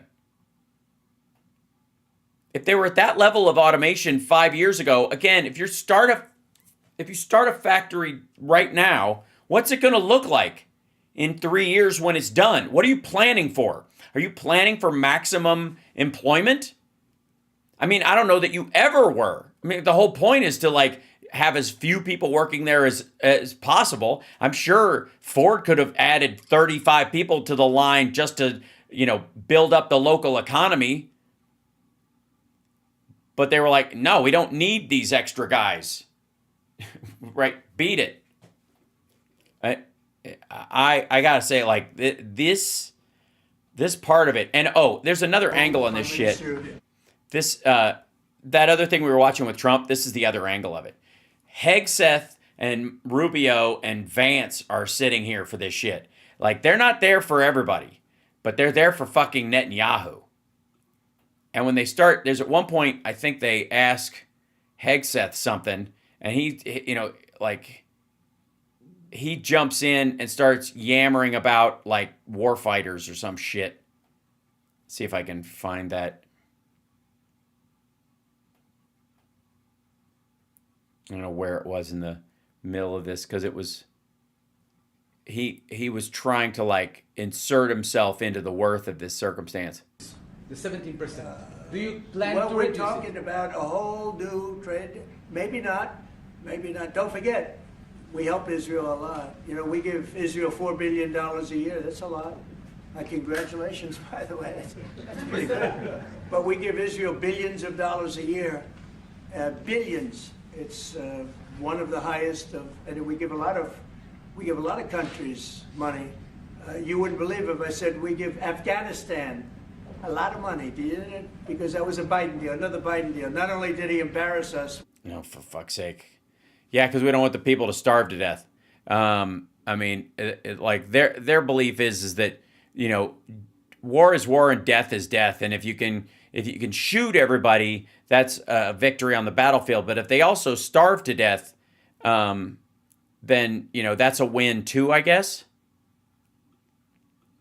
Let's see if I can jump through to this shit. Because it was just extraordinarily douchey. There we go. This guy. This was part of the Iran yeah, I think this is it, maybe. Hold on.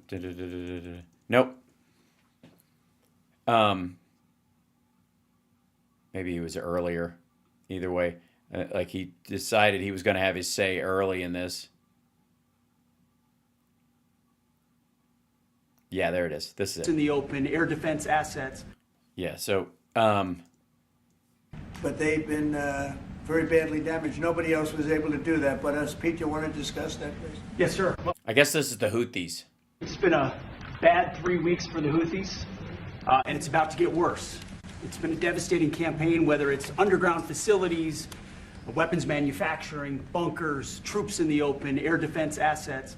We are not going to civilian buildings. And it's only to get more unrelenting. You can't get more unrelenting. This is Fox News grammar. It's like super unrelenting, like a relentless level of unrelenting. You know what I mean? Like relentlessly unrelenting. The Houthis declare they will stop shooting at our ships, and we've been very clear at the Iranians as well. And by the way, if they did, would you just trust them?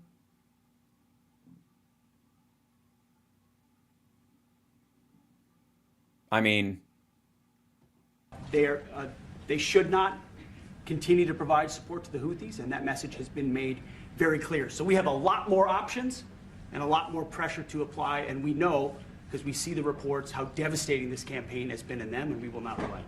We have a great military. There's no military like our military. And yeah, it's bigger than the next 6 combined. Yes, we know this.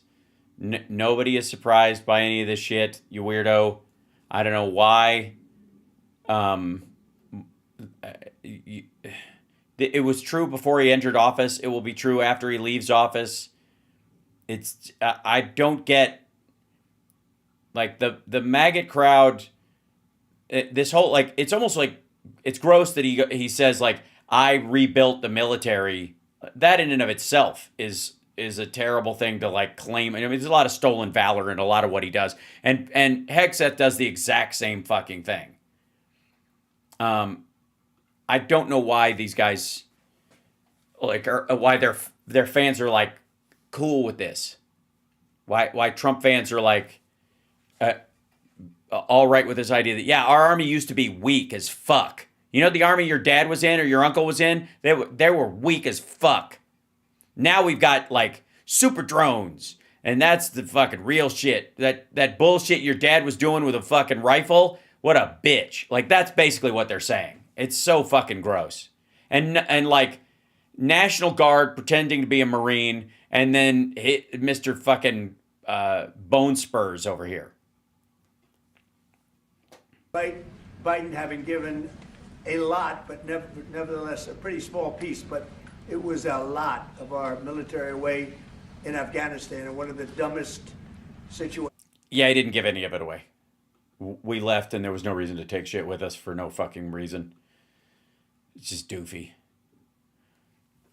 I think, and maybe the most embarrassing. Oh, sorry, I forgot. And it's a good time to check and see if it works. I apologize. Yeah. Oh, that delay should be longer. Do it like, how about 30? Oh, 6. That can be good. We'll say it like this. Sorry, I'll put it back up. Trump's nut may make a showing in this, and I apologize. But you consider yourself warned, I guess, at this point. Because, eek. Luckily, it's far away, I suppose. So. All right, how long is this thing? Maybe that's way too long. What'd I do, 30 minutes? Jesus Christ, man. Think. And then we'll go to here, and then the thing, and there it goes. That's a little better. I feel like it should go to maybe, how about 8? That'll work. Okay, I'll save that. There we go. And we'll name that N-U-N-T. There we go. Now I know where that is. All right. Now I can pull that up anytime I want. I just did a little housekeeping because we're near the end of the show. All right, here we go. Situation we've ever been involved in, that short period of time in Afghanistan. Sorry, short period of time in Afghanistan? You mean 22 fucking years? What a disgrace that was, but... Every day after we knew we shouldn't be there was more of a disgrace than the day we left. Left a lot of our military behind. Left. You see them in their annual parades, where they're parading trucks that are armor plated and different things that they can't. But it's many billions of dollars we left behind. No, it isn't. No, we didn't. But despite that, we have a tremendous military. That was a very small portion because we rebuilt the military during my first term, and we have great things happening with our military. We also Oh my God, just fucking blah, blah, blah. Can you imagine sitting in that hot room full of fucking people with all these assholes and like, we're all Marco Rubio right now. Like, Jesus fucking God, what the hell? Lord, strike me dead right now. Holy shit. We have stuff and all this stuff on order and stuff that's really like like nobody's ever seen before. And like, it's so fucking Baghdad Bob. My God. And all the while you know, the economy's taking a shit and he's off golfing and skipping the return. Now, we'll end with this. This is Fox News. I don't know if we have a Maria Bahama.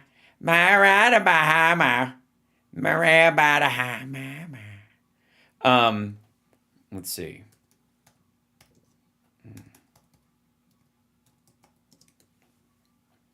Let's see. This morning, prepare to get website.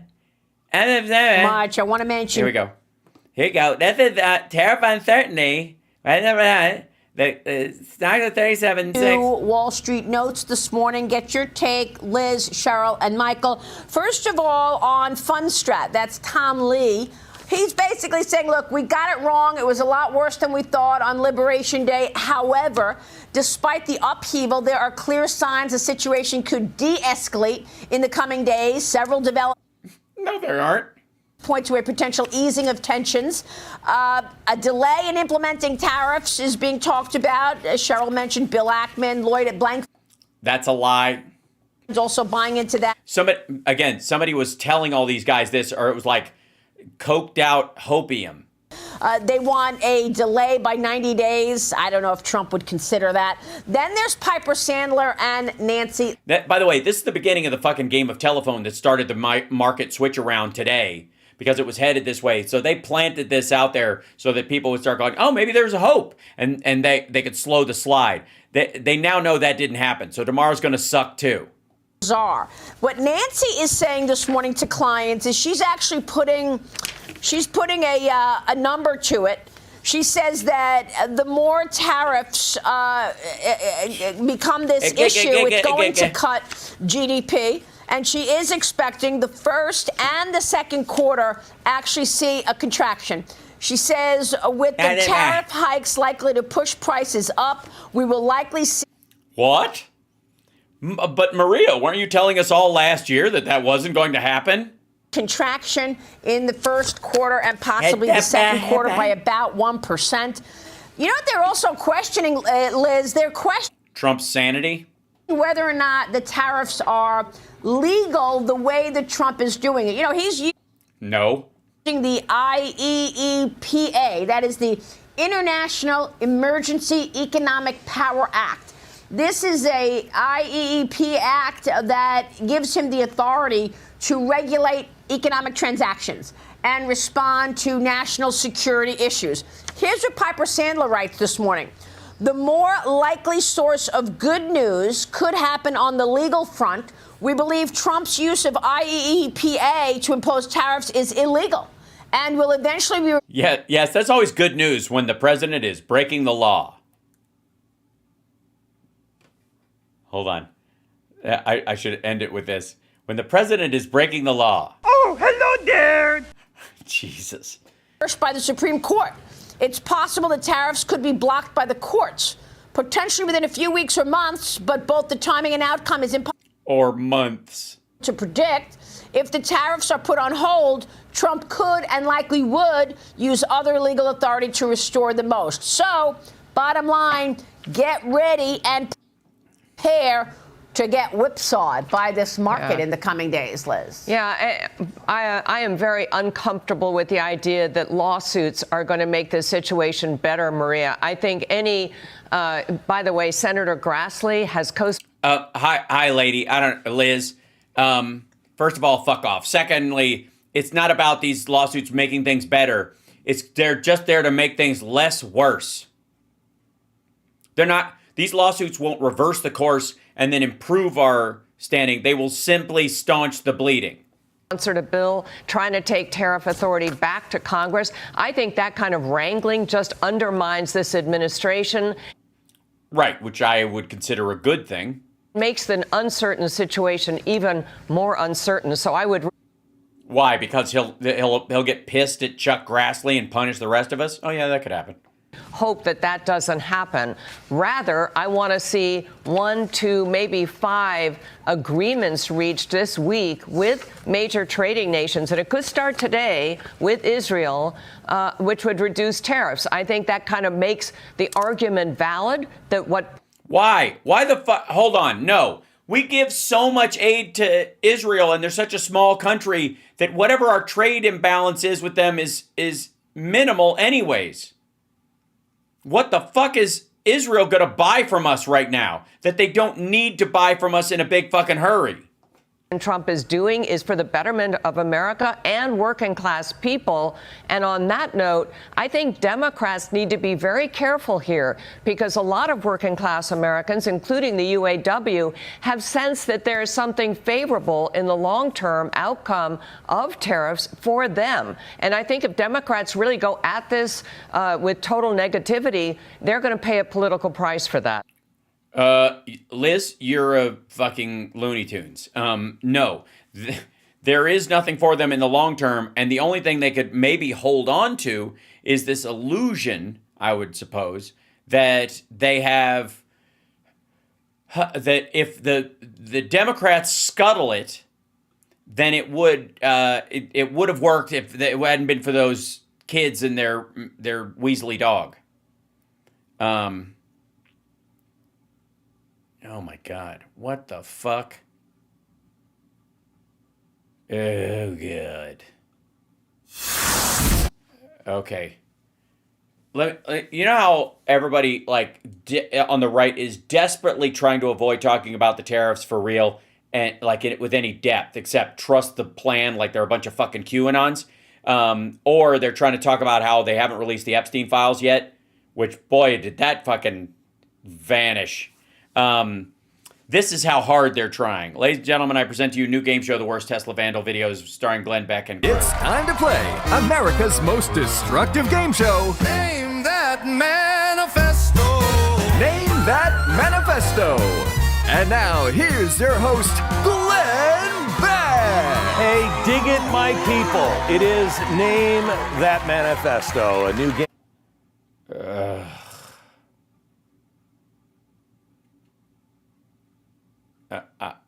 I'm in pain. Show you're just going to absolutely love. It's very difficult. That's why we have two very smart contestants joining us. We have Dave Landau and Steve Bergier. And hello. I thought there were costumes. I was informed that there were costumes. No one said this was a costume. No. Okay. Well, you look good. Thank you. Thank you very much. That's all that matters. Thank you. The tie's a little long. That's what I thought. That's what I thought. But I couldn't tie it any shorter. Anyway. I don't know. It feels like they're breaking the reality for me. I was ready to commit to this whole bit and watch it as if they were actually trying to do this, but they don't have the balls, frankly, to commit to their own piece. If you're going to dream up a bit like this, you don't excuse it. You don't make excuses for why everybody else isn't dressed up. You take it on the chin, scruff dummy. Name That Manifesto. Here's our first clip. All you have to do, watch the clip and tell me, what is their manifesto? What's their beef? Here we go. He's sneaking out of the car. He may have a back problem. He may not. Don't know why. What is he writing? Is he using a crayon or is he etching it in? Dave, you're up first. It looks like a key. Looks like a key. That's my guess. I'm guessing he's getting out to key the car. Yes. He's got a nice jacket on. He's got a nice puffy jacket on. So he's dressed for the weather to destroy a car. I'm guessing it's somewhere in Seattle. Okay. So I'm going to go with Chazafesto. Chazafesto. Yes.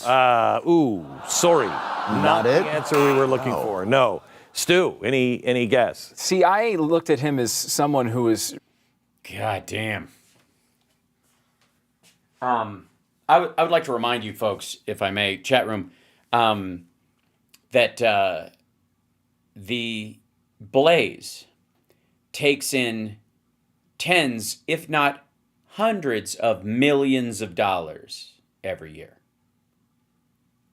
Yeah. Just saying.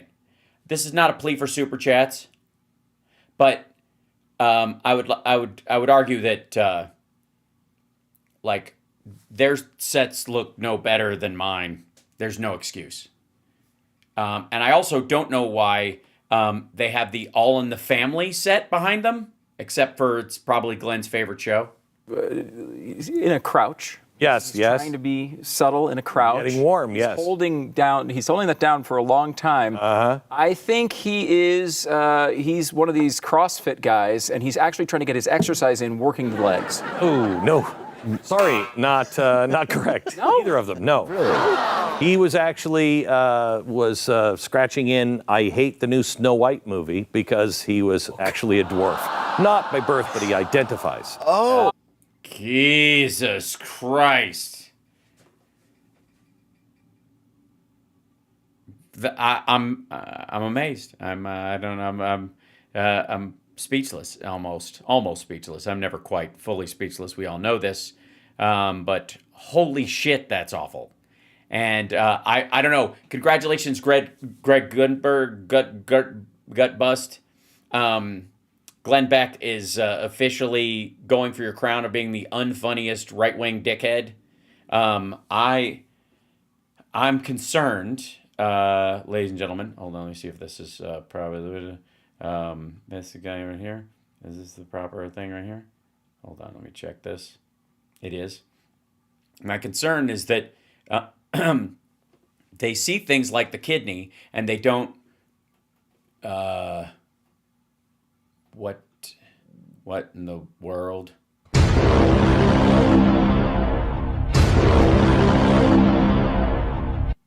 The kidney was back. I was very afraid. The kidney has a very special place in the heart. Oh, it's very scary.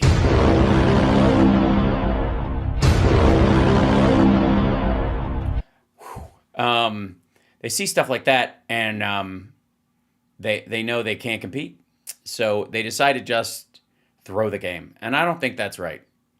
I do not think that's right.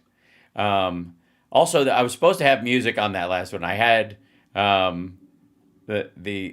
like literally. Let's see, was it in here? Yeah, it was supposed to play this guy as well. There we go.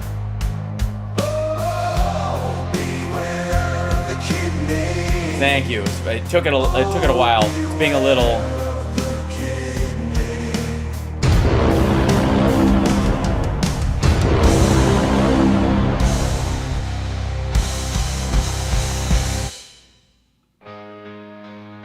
Oh God. You are watching HalSparksChannel Megaworldwide. I'm liking this. Hold on.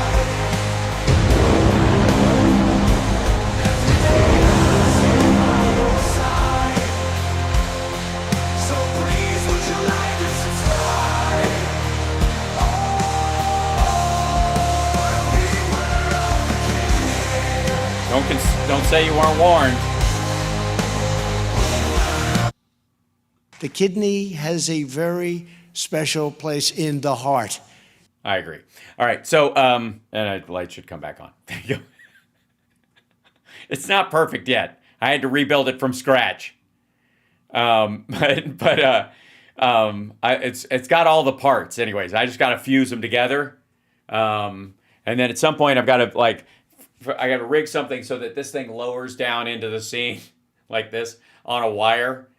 But that's going to take, I need Rob Glenn to help me with that one. It shouldn't be too hard. Should be able to do it with an Arduino and a little cable. Just have it for like,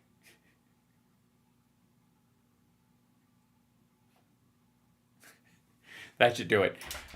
Anyways, end of the show. I love you guys. I will see you guys tomorrow in the afternoon for our Tuesday show. Just to let you know, Friday I am leaving late night. I will be red-eyeing into Tennessee.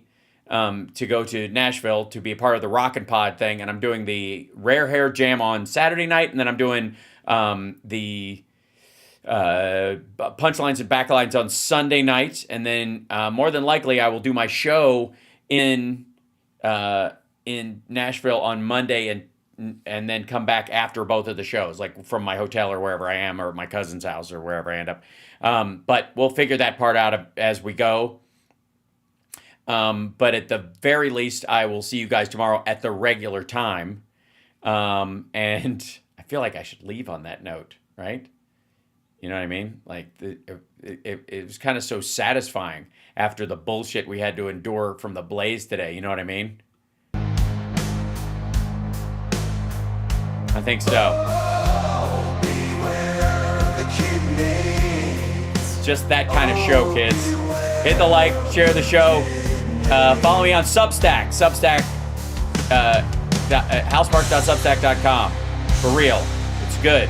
I promise you. There's lots of stuff coming.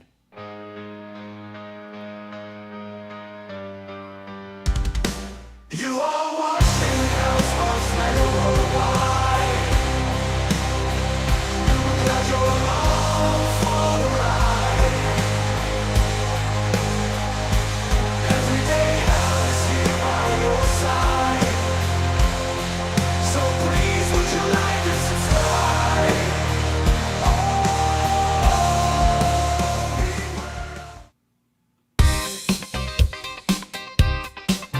Oh, yes. Hit that like, everybody. I'll see you tomorrow.